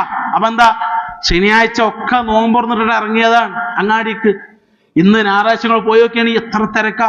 നല്ലതാ, ഡ്രസ്സൊക്കെ എടുത്തു കൊടുക്കണം, കുട്ടികൾക്കും പെണ്ണുങ്ങൾക്കും മക്കൾക്കൊക്കെ വസ്ത്രമൊക്കെ എടുത്തു കൊടുക്കണം, നല്ലതാ. പെരുന്നാൾ അതൊക്കെ ഒരു സന്തോഷമാണ്. പക്ഷെ നമ്മൾ ചിന്തിച്ചിട്ടുണ്ട്, നമ്മളെ ചുറ്റുപാടുള്ള കുട്ടികളെ, നമ്മൾ അയൽപ്പക്കങ്ങളിലുള്ള കുട്ടികളെ കുറിച്ച് ആലോചിച്ചിട്ടുണ്ടോ? 2000-3000 രൂപക്ക് അവർക്ക് വസ്ത്രം വാങ്ങിക്കൊടുക്കുമ്പോ എന്റെ കുട്ടിയുടെ അതേ പ്രായത്തിൽ അവന്റെ ക്ലാസ്സിൽ അവന്റെ ബെഞ്ചിലിരുന്ന് എല്ലാ ദിവസങ്ങളിലും അവന്റെ കൂടെ കളിക്കുന്ന അവന്റെ സുഹൃത്ത്. നമ്മളെ പെരീക്കൊക്കെ ഓടിപ്പഞ്ഞ് നമ്മൾ വരെ ചിലപ്പോൾ ഉപ്പാ നയിക്കാനും വിളിക്കുക. എന്തേ? കാരണം ഓന്റെ സ്വന്തം പാപ്പയായിട്ടല്ല, ഓന്റെ ചെങ്ങായി നമ്മളെ മോന, ഓന്റെ ചെങ്ങായി നമ്മളെ മോന. ആ ഒരു സ്നേഹം കൊണ്ട് നമ്മളും കൂടി ഇപ്പാന്നും നമ്മളെ വൈഫിനെ അമ്മാനൊക്കെ വിളിക്കുന്ന കൂട്ടുകാരുണ്ട്. പാവപ്പെട്ടവർ, ദരിദ്രരായിട്ടുള്ള ആളുകൾ. ഒന്ന് കണ്ണോടിച്ചു നോക്കി നമ്മുടെ ചുറ്റുപാടുകളിലേക്ക് എത്ര സഹോദരങ്ങൾ കഷ്ടപ്പെടുന്നുണ്ട്. ഈ പെരുന്നാളിലെങ്കിലും ഒരു പുതിയ വസ്ത്രം വാങ്ങിത്തരാൻ എൻ്റെ ഉപ്പാക്ക് കഴിയോ എന്ന് വലിയ സങ്കടത്തോടെ ചോദിക്കുന്ന എത്ര മക്കളുണ്ട് നമ്മുടെ നാട്ടില്. ഗവൺമെന്റ് പറഞ്ഞില്ലേ അതിദാരിദ്ര്യം പോയിന്നാ അല്ലെ ഗവൺമെന്റ് പ്രഖ്യാപിച്ചത്? ദാരിദ്ര്യം അപ്പോഴും ഉണ്ട് കൂട്ടരെ, ദാരിദ്ര്യം അപ്പോഴും ഉണ്ട്. നമ്മുടെ ചുറ്റുപാടിലേക്ക് നോക്കുക, എത്ര സഹോദരങ്ങൾ കഷ്ടപ്പെടുന്നു. ഈ റമദാന്റെ സുദിനങ്ങളിൽ പോലും വിഭവസമൃദ്ധമായ ഭക്ഷണങ്ങൾ തയ്യാറാക്കി നോമ്പുതുറകൾ സംഘടിപ്പിക്കുമ്പോ ആയിരങ്ങളും പതിനായിരങ്ങളും ലക്ഷങ്ങളും ചിലവഴിച്ച് വലിയ നോമ്പുതുറകൾ സംഘടിപ്പിക്കുമ്പോ ഒരു നേരത്തെ ഭക്ഷണത്തെ, ഒരു ദിവസത്തെ നോമ്പുതുറക്ക് വേണ്ട വിഭവങ്ങളിൽ എന്ത് ചെയ്യുമെന്ന് ആവലാതിപ്പെടുന്ന കുടുംബം നമ്മക്കടയിലില്ലേ? കുടുംബങ്ങളില്ലേ നമ്മക്കടയിൽ? ഓൽക്ക് നമ്മളെ സമ്പത്ത് ഇതാടാ, എൻ്റെ കുട്ടിക്ക് ഒരു ഡ്രസ്സ് ഇട്ടോ, ഇത് എൻ്റെ കുട്ടിക്ക് എടുക്കാൻ പോയപ്പോ എൻ്റെ കുട്ടീനെ കൊണ്ടുപോയതായിരുന്നു ഞാൻ, ഇനി ജോനിക്ക് എടുത്തു കൊടുക്കണ്ട, ഈ പെരുന്നാളിൽ ഞാൻ എടുത്തു കൊടുത്തോളാം. എന്താ നമുക്ക് ചെലവുള്ളത്? ഒരു 2000 റുപ്യ. ആ 2000 നമ്മൾ എങ്ങനെയൊക്കെ ചെലവാക്കുന്നു, എന്തെല്ലാം രൂപത്തിൽ നമ്മൾ പൈസ ചെലവാക്കുന്നു. സഹോദരങ്ങളെ, പാവപ്പെട്ടവരെ കണ്ടെത്തി അകമഴിഞ്ഞു സഹായിക്കാൻ നമുക്ക് കഴിയണം. അത് മനസ്സിലാക്കിയില്ലെങ്കിൽ പിന്നെ എന്തിനാ നമ്മൾ ജീവിക്കണത്? എന്താ ഈ ദുനിയാവിൽ ജീവിതം കൊണ്ട് അർത്ഥാക്കണം? നമ്മളെ പെണ്ണുങ്ങളും കുട്ടികളും ഇങ്ങനെ സുഖസുന്ദരമായിട്ട് ജീവിക്കണം എന്നാ അതിനാ ദുനിയാവ്? അതാണോ ദുനിയാവ്? അതാണോ മുസ്ലിമിന്റെ ബാധ്യത? അതുകൊണ്ട് ഈ റമദാൻ മാസം കൊണ്ട് നമ്മക്കുണ്ടാവേണ്ട ഗുണം അതാണ് അല്ലെ? എല്ലാവരും ഔദാര്യമുള്ളവനാകാൻ റസൂലുള്ളാഹി സ്വല്ലല്ലാഹി അലൈഹി വസല്ലമയെ കുറിച്ച് സ്വഹാബാക്കൾ പറഞ്ഞു, റസൂല് നല്ല ഔദാര്യമുള്ള മനുഷ്യനെ, അജ്വദായിരുന്നു റസൂൽ, ഔദാര്യമുള്ള റസൂൽ. പക്ഷെ അവസാനത്തെ 10 കത്തുമ്പോൾ റസൂൽ ഒന്നും കൂടി ഔദാര്യം ചെയ്യുമായിരുന്നു എന്നാ. നമ്മൾക്ക് ആവേശമാണ് അവസാനത്തെ 10 കുറയാ ചെയ്യാം. തുടക്കത്തിലുണ്ടായിരുന്ന ആവേശം ഇപ്പം ഉണ്ടോ? പലർക്കും കുറവായി കാര്യം. പള്ളികളൊക്കെ ബാക്ക് വരെ ഷൊഫ് ഉണ്ടായിരുന്നു ആദ്യത്തെ 10 പിന്നെ ഇങ്ങനെ കുറയും. ഈ റമദാന്റെ ആ അവസാനത്തെ ദിവസം നോക്കി വിളികൾ കമ്മിറ്റിക്കാരുണ്ടാവും പള്ളിക്ക്. ബാക്കിയുള്ളല്ലോ കുറെ ഉണ്ടാവും ബാർബർ ഷോപ്പിൽ, കുറെ ടെക്സ്റ്റൈൽ ഷോപ്പിലുണ്ടാവും, കുറെ ടൈലർ ഷോപ്പിലുണ്ടാവും, കുറെ അങ്ങാടിയിലുണ്ടാവും, കുറെ അവിടെ ഉണ്ടാവും, ഇവിടെ ഉണ്ടാവും. എന്തേ? റമദാൻ കഴിഞ്ഞല്ലോ, ഇനിയിപ്പോ പള്ളിയൊന്നും വേണ്ടാന്നാ. അവസാനത്തേക്ക് ആവേശം കുറഞ്ഞു വരികയാണ്. എന്നാൽ റസൂൽ നേരെ തിരിച്ചാണ്. റസൂൽ റമദാനിൽ അജ്വദായിരുന്നു. എന്നാൽ റമദാന്റെ അവസാനത്തിലേക്ക് എത്തുമ്പോൾ റസൂലുള്ളാഹി സ്വല്ലല്ലാഹു അലൈഹി വസല്ലം ഒന്നുകൂടെ ഔദാര്യമുള്ളവനായിരുന്നു. അതുകൊണ്ട് റമദാനിന്റെ അവസാനത്തെ 10 കുറിച്ച് സ്വഹാബാക്കൾ വിശദീകരിച്ചപ്പോൾ റസൂൽ പറഞ്ഞത്, അള്ളാഹുവിന്റെ ആയിഷ ബിബി റളിയല്ലാഹു അൻഹ പറഞ്ഞില്ലേ, റമദാന്റെ അവസാനത്തെ 10 എത്തിയാൽ അള്ളാഹുവിന്റെ റസൂലുള്ളാഹി സ്വല്ലല്ലാഹു അലൈഹി വസല്ലമ അഹ്യൽ ലൈല വശദ്ദൽ മിസ്റ വഅയ്ഖള അഹ്ല. അള്ളാഹുവിന്റെ റസൂല് അരക്കെട്ട് മുറുക്കിയെടുക്കും മുണ്ടിന്റെ, വഅഹ്യൽ ലൈല എന്നിട്ട് രാത്രിയിൽ ഉണർന്നിരിക്കും, വശദ്ദൽ മിസ്റ മുറുക്കിയെടുക്കും, തുണിയുടെ വസ്ത്രത്തിന്റെ അരക്കെട്ട് മുറുക്കിയെടുക്കും, വഅയ്ഖള അഹ്ലഹു വീട്ടുകാരെ വിളിച്ചോണത്തും, ഭാര്യനെ വിളിച്ചോണത്തും, മക്കളെ വിളിച്ചോണത്തുക, വീട്ടുകാരൊക്കെ വിളിച്ചോണത്തും ഇബാദത്ത് ചെയ്യാൻ. അവസാനത്തെ 10 ആയിരുന്നു അത് എന്നാ ആ പറഞ്ഞതിന്റെ അർത്ഥം തരോ? റസൂൽ അവസാനത്തെ 10 ഒന്നും കൂടി സജീവാകുമായിരുന്നു. നമ്മൾ ബാക്കോട്ടാ അല്ലേ? ഓല് മുമ്പൊക്കെ ആ ദിനരാത്രങ്ങളെ ഇനിയുള്ള ദിവസങ്ങളിൽ ഈ നിലക്കുള്ള കർമ്മങ്ങൾ, ദിക്റുകൾ, പാപമോചനം, ഇസ്തിഗ്ഫാറുകൾ എത്ര സമയം വെറുതെ ചെലവഴിച്ചു. തൗബ ചെയ്യാൻ തെറ്റ് ചെയ്യാത്തവരാണോ നമ്മൾ? ആണോ? ആർക്കെങ്കിലും അങ്ങനെ തോന്നുന്നു ഒരു തെറ്റും വന്നിട്ടില്ല. ഈ 24 നോമ്പ് കഴിഞ്ഞു പോയപ്പോ അതിൽ എത്ര നോമ്പ് പടച്ച റബ്ബ് സ്വീകരിക്കാൻ വേണ്ടി പ്രാർത്ഥിച്ചോ നമ്മള്? മഹാനായ ഖലീലുല്ലാഹി ഇബ്രാഹിം അലൈഹിസ്സലാം പരിശുദ്ധമായ ആ മസ്ജിദുൽ ഹറം കഅബ, ആ കഅബയെ പടുത്തുയർത്തിയിട്ട് അള്ളാഹുവിന്റെ പ്രവാചകനായ ഖലീലുല്ലാഹി ഇബ്രാഹിം അലൈഹിസ്സലാം പ്രാർത്ഥിക്കുന്ന ഒരു പ്രാർത്ഥനയുണ്ട്. എന്താ പ്രാർത്ഥന? ഇബ്രാഹിം നബിയും ഇസ്മായിൽ നബിയും പടച്ച റബ്ബിന്റെ കൽപ്പനയുടെ അടിസ്ഥാനത്തിലാണ് കഅബ പടുത്തുയർത്തുന്നത്. ആ കഅബ ഇങ്ങനെ പടുത്തുയർത്തി അതിന്റെ അവസാനത്തെ കല്ലും വെച്ച് മഹാനായ ഖലീലുല്ലാഹി ഇബ്രാഹിം അലൈഹിസ്സലാമയും മകൻ ഇസ്മായിൽ അലൈഹിസ്സലാമയും പടച്ച റബ്ബിങ്കലേക്ക് പ്രാർത്ഥിക്കുന്ന പ്രാർത്ഥന, അല്ലാഹു റബ്ബനാ തഖബ്ബൽ മിന്നാ ഇന്നക അൻതസ് സമീഉൽ അലീം റബ്ബേ ഞങ്ങളിൽ നിന്നും ഈ പ്രവർത്തനം നീ സ്വീകരിക്കണേ എന്നുള്ള പ്രാർത്ഥനയാണ്. നമ്മൾ പ്രാർത്ഥിച്ചോ? ഇന്നത്തെ നോമ്പ് സ്വീകരിക്കാൻ, ഇന്നത്തെ ളുഹ്ർ നിസ്കാരം സ്വീകരിക്കാൻ നമ്മൾ പ്രാർത്ഥിച്ചോ? ഇന്ന് നമ്മൾ ചൊല്ലിയ ദിക്റുകൾ, ദുആകൾ, ഖുർആന്റെ പാരായണങ്ങൾ സ്വീകരിക്കാൻ നമ്മൾ പ്രാർത്ഥിച്ചോ അല്ലാഹുവിനോട്? തഖബ്ബൽ മിന്നാ ഇന്നക അൻതസ് സമീഉൽ അലീം. എത്ര ആൾക്കാർ പ്രാർത്ഥിച്ചു? തൗബ, ഇസ്തിഗ്ഫാർ സമയം കണ്ടെത്തിയോ നമ്മൾ? എല്ലാത്തിനും സഹോദരങ്ങളെ എനിക്ക് സമയം കണ്ടെത്തുക. നോമ്പൊർക്കണിന്റെ തൊട്ടുമുള്ള സമയത്തിന്റെ പ്രത്യേകത എന്താ? ഞാൻ അവസാനിപ്പിക്കാൻ. റസൂലുള്ളാഹി സ്വല്ലല്ലാഹു അലൈഹി വസല്ലം പറഞ്ഞില്ലേ, ഇഫ്താർ നോമ്പ് തുറക്കണിന് തൊട്ടുമുള്ള സമയത്ത് അല്ലാഹു സുബ്ഹാനഹു വ തആല പ്രാർത്ഥനയ്ക്ക് ഉത്തരം നൽകും. നമ്മളപ്പം എന്താ സംസാരം? നമ്മളെന്താ സംസാരിക്കില്ല? അപ്പോ ഇന്ന് തരിക്കഞ്ഞില്ല അല്ലേ, ഇന്നു സമൂസ തന്നെ, എന്നൂ തന്നെ പുറത്തുനിന്ന് വാങ്ങിക്കൊണ്ട് ഇവിടെ ഉണ്ടാക്കിക്കൂടെ എനിക്ക് നോക്കാം. നമ്മളൊച്ചും കൂടിയൊക്കെ ബാങ്ക് കൊടുക്കുമ്പോൾ നമ്മളെ തൊള്ളൊന്ന് പൂടുള്ളൂ. അതിനെ മാണ്ടിയിട്ട് പൂട്ടല്ല, നോമ്പറക്കണമല്ലോ, അപ്പൊന്ന് പൂട്ടണമല്ലോ എന്നൊക്കെ. ആ സമയത്ത് നോമ്പ് ബാങ്ക് 6:38 ബാങ്കാണെങ്കിൽ 6:15 മുതൽ നമ്മൾ നോമ്പ് തുറക്ക് കാത്തിരിക്കുന്നവരാണെങ്കിൽ ആ സമയത്തൊന്ന് ഒറ്റക്കിരുന്ന് പടച്ച റബ്ബിന്റെ മുമ്പിൽ അള്ളാഹുവെ തെറ്റുകൾ ചെയ്തിട്ടുണ്ട്, അള്ളാഹുവെ ഇന്നത്തെ ദിവസത്തിൽ എന്റെ ജീവിതത്തിൽ അറിയാതെ ചെയ്തു പോയ തെറ്റുകൾ ഉണ്ടെങ്കിൽ, അറിഞ്ഞു ചെയ്ത തെറ്റുകൾ ഉണ്ടെങ്കിൽ അള്ളാഹുവെ ഞാൻ പുറത്ത് തേടുകയാണ്, ഇസ്തിഗ്ഫാർ ചെയ്യാണെന്ന് പറയാൻ എന്തേ നമ്മളെ മനസ്സിന് സമ്മതിക്കാത്ത? നമ്മളപ്പോ ഓട്ടത്തിലാണ്, തിരക്കിലാണ്, ബത്രപ്പാടില്ല, നോമ്പൊർക്കുള്ള വിഭവങ്ങൾ തയ്യാറാക്കുന്ന തിരക്കില്. പുലർച്ചയ്ക്ക് എണീക്കുമ്പോ ആ സമയത്ത് പടച്ച റബ്ബിന്റെ മുമ്പിൽ ഒന്നാം ആകാശത്തേക്ക് ഇറങ്ങി വന്ന് ഇരു കൈകൾ നീട്ടി, ആരുണ്ടെന്നോട് ഇസ്തിഗ്ഫാർ നടത്താൻ, ആരുണ്ടെന്നോട് തൗബ ചെയ്യാൻ, ആരുണ്ടെന്നോട് ചോദിക്കാൻ, ആ ചോദിക്കുന്ന കാര്യങ്ങൾ നൽകാൻ, അവന്റെ തെറ്റുകുറ്റങ്ങൾക്ക് പാപങ്ങൾക്ക് ഇസ്തിഗ്ഫാർ കൊടുക്കാൻ, തൗബ കൊടുക്കാൻ, അവന്റെ തൗബ സ്വീകരിക്കാൻ ഞാൻ തയ്യാറാണെന്ന് ലോകത്തിന്റെ സൃഷ്ടാവായ നാഥൻ അല്ലാഹു സുബ്ഹാനഹു വ തആല ഒന്നാം ആകാശത്തേക്ക് കൈകൾ നീട്ടി ഇറങ്ങി വന്ന് കൈകൾ നീട്ടിയിരിക്കുന്ന സമയം, രാത്രിയുടെ അവസാനത്തെ 1/3 അവശേഷിക്കുന്ന സമയം. പുലർച്ചയ്ക്ക് ഭക്ഷണത്തിന് എണീക്കുമ്പോ അപ്പോഴും പെണ്ണുങ്ങളോട് ചൂടാണ് മനുഷ്യന്മാരുണ്ട് അല്ലേ? ആ സാധു നമ്മളെപ്പോഴും നോമ്പ് നോറ്റോല, വീട്ടിൽ പണിയെടുത്തവളാ. നമ്മൾ സുഖമായിട്ട് ഭക്ഷണം കഴിച്ച് റൂമില് വിശ്രമിക്കുമ്പോഴും അടുക്കളയിൽ പാത്രം കഴുകിയ സാധുവാണവൾ. ക്ഷീണിച്ചിട്ട് എന്നിട്ട് തറാവീഹിന് പള്ളിയിൽ പോയി അത് കഴിഞ്ഞു വന്നാലും നമ്മളെ വരെ പരാക്രമം ഉണ്ടാവും വീട്ടില് അല്ലേ? എന്താ ഇഞ്ഞി കുടിച്ചാലുള്ള കഞ്ഞിയുണ്ടോ, ചോറുണ്ടോ, തൈരുണ്ടോ, മോരുണ്ടോ, അതൊക്കെ കുടിച്ചിട്ട് സാധു അടുക്കളയിൽ നിന്ന് പോരുക. എന്നിട്ട് നേരത്തെ എണീക്കുമ്പോളം എന്തേ, മാപ്പിളക്ക് ആ സമയത്ത് ചൂടുള്ള കറി ഉണ്ടാക്കിയേ പറ്റൂ, അപ്പം താഴ്ച്ചണം അല്ലേ? തലേന്ന് രാത്രി താഴ്ചൊന്നും പോരാ, ചൂടാക്കിയൊന്നും പറ്റൂല, അപ്പം ഉണ്ടാക്കണം. ഉപ്പേരിയൊക്കെ അപ്പ ചൂടോടെ കിട്ടണം. നമ്മൾ 4:30 കഴിഞ്ഞും കേക്ക് ചെന്നാ മതി. ആ സാധു 3:30 എണീച്ച് ഉണ്ടാക്കുന്നുണ്ടത്. അപ്പോഴും ആ ഭാര്യനോട് ചൂടായിക്കൊണ്ട് പുലർച്ചയ്ക്ക് നീച്ചു വരുന്ന ഭർത്താക്കന്മാരെ നമ്മൾ കൂട്ടത്തിലില്ലേ? ആ സമയത്ത് എണീച്ചു വന്നിട്ട് പടച്ച റബ്ബിനോട് അല്ലാഹുവേ എന്റെ തെറ്റുകുറ്റങ്ങൾ പുറത്തുതരണേ, എന്റെ കുടുംബത്തിന് ബറക്കത്ത് ചെയ്യണേ, ഭാര്യയ്ക്ക് വേണ്ടി പ്രാർത്ഥിക്കാൻ, അവനവന്റെ മക്കൾക്ക് വേണ്ടി പ്രാർത്ഥിക്കാൻ നമ്മൾ സമയം കണ്ടെത്തിയോ? ഈ റമദാൻ അങ്ങനൊക്കെ ഒരു പരിശീലന കളരിയായിരുന്നു റമദാൻ. ഡയറ്റും ഒക്കെ ചില ആൾക്കാർക്ക് റമദാൻ വന്ന തടി കുറക്കാനുള്ള മാസമാണ്, ഷുഗർ കട്ടൊക്കെ ചെയ്ത്. ഇപ്പം എൻ്റെ പോലെ ആൾക്കാർക്ക് തടി കുറക്കാനാണ് നോക്കുക. ഷുഗർ കട്ടൊക്കെ ചെയ്ത് ഭക്ഷണമൊക്കെ കുറച്ച് വെറുതെ നടക്കണ കേസല്ല. എന്നാലും ചില ആൾക്കാർ അങ്ങനെ കുറെ പരിശീലിക്കും റമദാനെ. ഇങ്ങനെ കുറെ നന്മകൾ കൊണ്ട് പരിശീലിക്കുക. ഇനി കുറച്ച് ദിവസം, മണിക്കൂറുകൾ, ദിവസം എന്ന് പറഞ്ഞ അർത്ഥമല്ല, ഏതാനും മണിക്കൂറുകൾ മാത്രം. ആ മണിക്കൂറുകൾ അള്ളാഹുവിന് ഇഷ്ടപ്പെട്ട ഇബാദത്തുകൾ ചെയ്യാൻ, സൽക്കർമ്മങ്ങൾ പ്രവർത്തിക്കാൻ നമ്മൾ സമയം കണ്ടെത്തുക. റമദാൻ അവസാനിച്ചു പോകുമ്പോൾ ഇങ്ങോട്ട് സ്വീകരിച്ച അതിനെക്കാട്ടിലും വേഗത്തിൽ അങ്ങോട്ട് ഉന്തി തള്ളിച്ചൊന്ന് പോയി കിട്ടിയാൽ മതിയെന്നു അല്ല. ആ റമദാന് പോകുമ്പോൾ അല്ലേ, സാധാരണ നമ്മൾ കേൾക്കുന്ന ഒരു ഹദീസ് ഉണ്ടല്ലോ, സ്വർഗത്തിലേക്ക് 2 മനുഷ്യന്മാർ മുൻകടന്ന സംഭവം അല്ലേ, നമ്മൾ കേട്ട ഹദീസാണ്. ത്വൽഹ റളിയല്ലാഹു ഒരു സ്വപ്നം കാണുക. എന്താ സ്വപ്നം? അള്ളാഹുവിന്റെ അടുക്കലേക്ക് വന്ന ഒരു ഗോത്രത്തിൽ നിന്നും 2 ആളുകൾ ഇസ്ലാം സ്വീകരിച്ചു. റസൂലുള്ളാഹിന്റെ അടുക്കലേക്ക് വന്നു, അവർ ഇസ്ലാം സ്വീകരിച്ചു. ആ 2 ആളുകൾ, ഒരാൾ ഇസ്ലാമിനുണ്ട് ഷഹീദായി, 2ാമത്തെ ആൾ സാധാരണ മരണം കൈവരിച്ചു.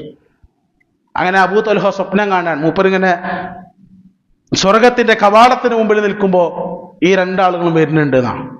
ഒരു അവിടെ നിന്നു, സ്വർഗത്തിന്റെ ഡോർ അടച്ചിക്കാൻ അവിടെ നിന്നു. ആ വാതിൽ തുറന്ന് ഉള്ളിൽ നിന്ന് ഒരാൾ പുറത്തേക്ക് വന്നു. എന്നിട്ട് 2ാമത് മരണപ്പെട്ട ആ മനുഷ്യനെ സ്വർഗത്തിലേക്ക് ആദ്യം പ്രവേശിപ്പിച്ചു. അബൂ ത്വൽഹക്ക് വലിയ അത്ഭുതം, എന്താ കഥ? ഇസ്ലാമിന് വേണ്ടി രക്തസാക്ഷിത്വം വഹിച്ചൊരു മനുഷ്യനെ പുറത്തു നിർത്തിയിട്ട് സാധാരണ മരണം കൈവരിച്ചൊരു മനുഷ്യനെ സ്വർഗത്തിലേക്ക് മുൻകടത്തണമെങ്കിൽ എന്താ അയാളുടെ പ്രത്യേകത എന്നാ? സ്വപ്നം.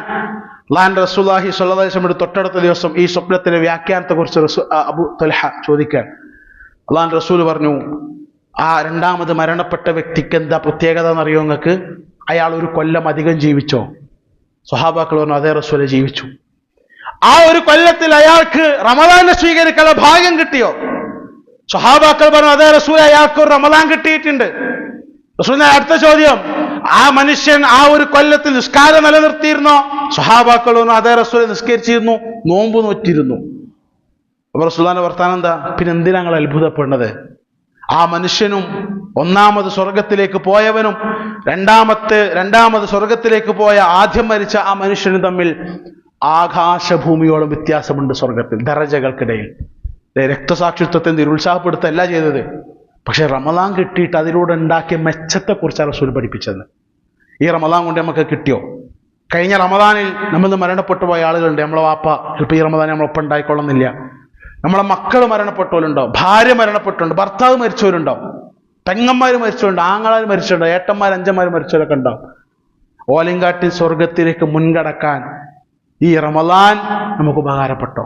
ഇല്ലാന്നുണ്ടെങ്കിൽ അള്ളാഹുവിന്റെ റസൂൽ കരീം സല്ലല്ലാഹു അലൈഹി വസല്ലം മിമ്പറിലേക്ക് കയറുമ്പോൾ കാലെടുത്ത് വെച്ച് ആമീൻ പറഞ്ഞ സംഭവം ഉണ്ടല്ലോ അല്ലേ?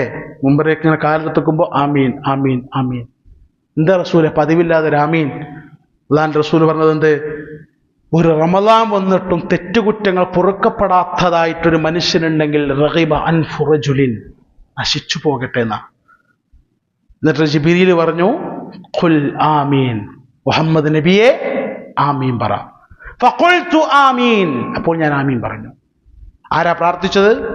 ജിബ്രീൽ അലൈഹിസ്സലാം. ഈ പ്രാർത്ഥന സ്വീകരിക്കണേ എന്ന് ആരാ പറഞ്ഞത്? ലോകത്തെ സൃഷ്ടികളിൽ ഏറ്റവും ശ്രേഷ്ഠനായ അഷ്റഫുൽ ഖൽഖ് മുഹമ്മദ് മുസ്തഫ സല്ലല്ലാഹു അലൈഹി വസല്ലം. നമുക്ക് ഉറപ്പല്ലേ ആ പ്രാർത്ഥന സ്വീകരിച്ചിട്ടുണ്ട്? ആ കൂട്ടത്തിലാണോ നമ്മൾ? അതല്ല, ത്വൽഹ റളിയല്ലാഹു അൻഹു സ്വപ്നം കണ്ട് നോമ്പ് കൊണ്ട് സ്വർഗത്തിലേക്ക് മുൻകടന്നു പോയ ആ മനുഷ്യന്റെ കൂട്ടത്തിലാണോ? ആ മനുഷ്യന്റെ പിന്നാലെ പോകേണ്ടവരാണോ നമ്മൾ? ഈ റമദാനിൽ എങ്ങനെയാണ് നമുക്കുണ്ടായത്, എനിക്കെങ്ങനെ ഉണ്ടായത്, നിങ്ങൾക്ക് എങ്ങനെ, നമ്മൾ ഓരോരുത്തരും ചിന്തിക്കുക. പോരാ, ഒന്നും കൂടി മെച്ചപ്പെടുത്താൻ തോന്നുന്നുണ്ടെങ്കിൽ മണിക്കൂറുകൾ നമ്മുടെ മുമ്പിലുണ്ട്. ചിലപ്പോൾ ഇന്നത്തെ ദിവസമൊക്കെ ലാസ്റ്റ്, ചിലപ്പോൾ നാളെയൊക്കെ ലാസ്റ്റ്, ചിലപ്പോൾ പടച്ചോണ്ട് തോഫിക്കൊണ്ട് അടുത്ത കൊല്ലത്തെ റമദാൻ വരെ നമ്മൾ ഉണ്ടാകും ചെയ്യും.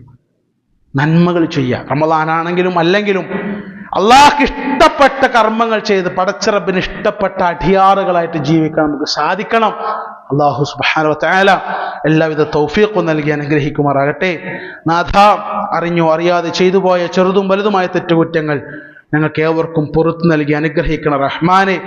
അള്ളാഹുവെ, ഞങ്ങളിന്ന് മരണപ്പെട്ടു പോയ മാതാപിതാക്കൾ, ബന്ധുമിത്രാദികൾ, ഗുരുനാഥന്മാർ, സഹോദരി സഹോദരങ്ങൾ, ആദർശ പ്രസ്ഥാന ബന്ധുക്കൾ, നേതാക്കൾ, പണ്ഡിതന്മാർ, അള്ളാഹുവെ അവരുടെ ഖബറിടം നീ വിശാലമാക്കുകയും അവരെയും ഞങ്ങളെയും നീ ജന്നാത്തിൽ ഫിർദൗസിൽ ഒരുമിച്ച് കൂട്ടുകയും ചെയ്യണം റഹ്മാനെ. അള്ളാഹുവെ, ഞങ്ങളുടെ രോഗം കൊണ്ട് കഷ്ടപ്പെടുന്ന ആളുകൾ, സാമ്പത്തികമായി പ്രയാസം അനുഭവിക്കുന്ന ആളുകൾ, മാനസികമായി പ്രതിസന്ധി അനുഭവിക്കുന്ന ആളുകൾ ഞങ്ങൾക്കിടയിലുണ്ട്. ക്യാൻസർ പോലത്തെ മാരകമായ അസുഖങ്ങൾ ബാധിച്ച് വാട്ടർ ബെഡുകളിലും എയർ ബെഡുകളിലും കഴിയേണ്ടി വരുന്ന ആളുകൾ, ശരീരത്തിന്റെ ഭാഗങ്ങൾ തളർന്നുപോയി മലമൂത്ര വിസർജനം കിടന്നിടത്തുനിന്ന് മലമൂത്ര വിസർജനം ചെയ്യുന്ന സഹോദരങ്ങൾ, അള്ളാഹുവെ അവരുടെ പ്രയാസങ്ങൾ, ദുരിതങ്ങൾ, ദുരന്തങ്ങൾ നീ മാറ്റിക്കൊടുക്കണം റഹ്മാനെ. ലോകത്തിന്റെ പല ഭാഗത്തും ഇന്നലെയും മിനിഞ്ഞാന്നൊക്കെ നമ്മൾ കണ്ടു, ഫലസ്തീനിന്റെ ഗസയുടെ മണ്ണിലൊക്കെ ഇസ്രായേൽ സയനിസ്റ്റ് ജൂത ശക്തികൾ ബോംബിട്ട കാഴ്ചകൾ നമ്മൾ കണ്ടു. അള്ളാഹുവെ, ലോകത്ത് പ്രയാസം അനുഭവിക്കുന്ന സകല ജനവിഭാഗങ്ങൾക്കും, മുസ്ലിങ്ങളല്ലാതെ പീഡിപ്പിക്കപ്പെടുന്ന ആളുകൾക്ക് അള്ളാഹുവെ അവർക്ക് ഇസ്സത്തോടെ ജീവിക്കാനുള്ള തൗഫീഖ് നൽകി അനുഗ്രഹിക്കണം റഹ്മാനെ. അള്ളാഹുവെ, ഞങ്ങളുടെ മക്കളെ ഇസ്ലാമിന്റെ മാർഗത്തിൽ, ദീന്റെ മാർഗത്തിൽ ഉപകാരപ്പെടുന്ന മക്കളായി മാറ്റിയെടുക്കണം റഹ്മാനെ. നാളെ പരലോകത്ത് പരിശുദ്ധമായ റമദാൻ മാസത്തിന് പ്രധാനം നോമ്പ് കൊണ്ടും വിശുദ്ധ ഖുർആൻ കൊണ്ടും ഷഫാഅത്ത് ലഭിക്കുന്ന ഭാഗ്യവാന്മാരുടെ കൂട്ടത്തിൽ അള്ളാഹുവെ ഞങ്ങൾ ഉൾപ്പെടുത്തണം റഹ്മാനെ. തൗഹീദ് ഉള്ളവരായി ജീവിച്ചു മരിച്ചു പോകാനുള്ള തൗഫീഖ് നൽകണം റഹ്മാനെ. തൗഹീദ് ഉള്ളവർക്ക് വേണ്ടി മാത്രം അള്ളാഹുവിന്റെ റസൂൽ നിർവഹിക്കപ്പെടുന്ന ആ പ്രത്യേകമായ ഷഫാഅത്തിൽ, ശുപാർശയിൽ അള്ളാഹുവെ ഞങ്ങളെ ഉൾപ്പെടുത്തി അനുഗ്രഹിക്കണം റഹ്മാനെ. അല്ലാഹുമ്മ ഗ്ഫിർ ലിൽ മുഅ്മിനീന വൽ മുഅ്മിനാത്ത് വൽ മുസ്ലിമീന വൽ മുസ്ലിമാത്ത് അൽ അഹ്യാഇ മിൻഹും വൽ അംവാത്ത് ഇന്നക മുജീബു ദഅവാതി ഖാദിർ ഹാജാത്ത്. അല്ലാഹുമ്മ അജിർനാ മിനൻ നാർ اللهم أجرنا وأجر والدينا من النار. اللهم أعز الإسلام والمسلمين وأذل الشرك والمشركين. اللهم أعز الإسلام والمسلمين وأذل الشرك والمشركين. اللهم أعز الإسلام والمسلمين وأذل الشرك والمشركين. ربنا تقبل منا إنك أنت السميع العليم وتب علينا إنك أنت التواب الرحيم. آمين آمين برحمتك يا أرحم الراحمين. والحمد لله رب العالمين. السلام عليكم ورحمة الله.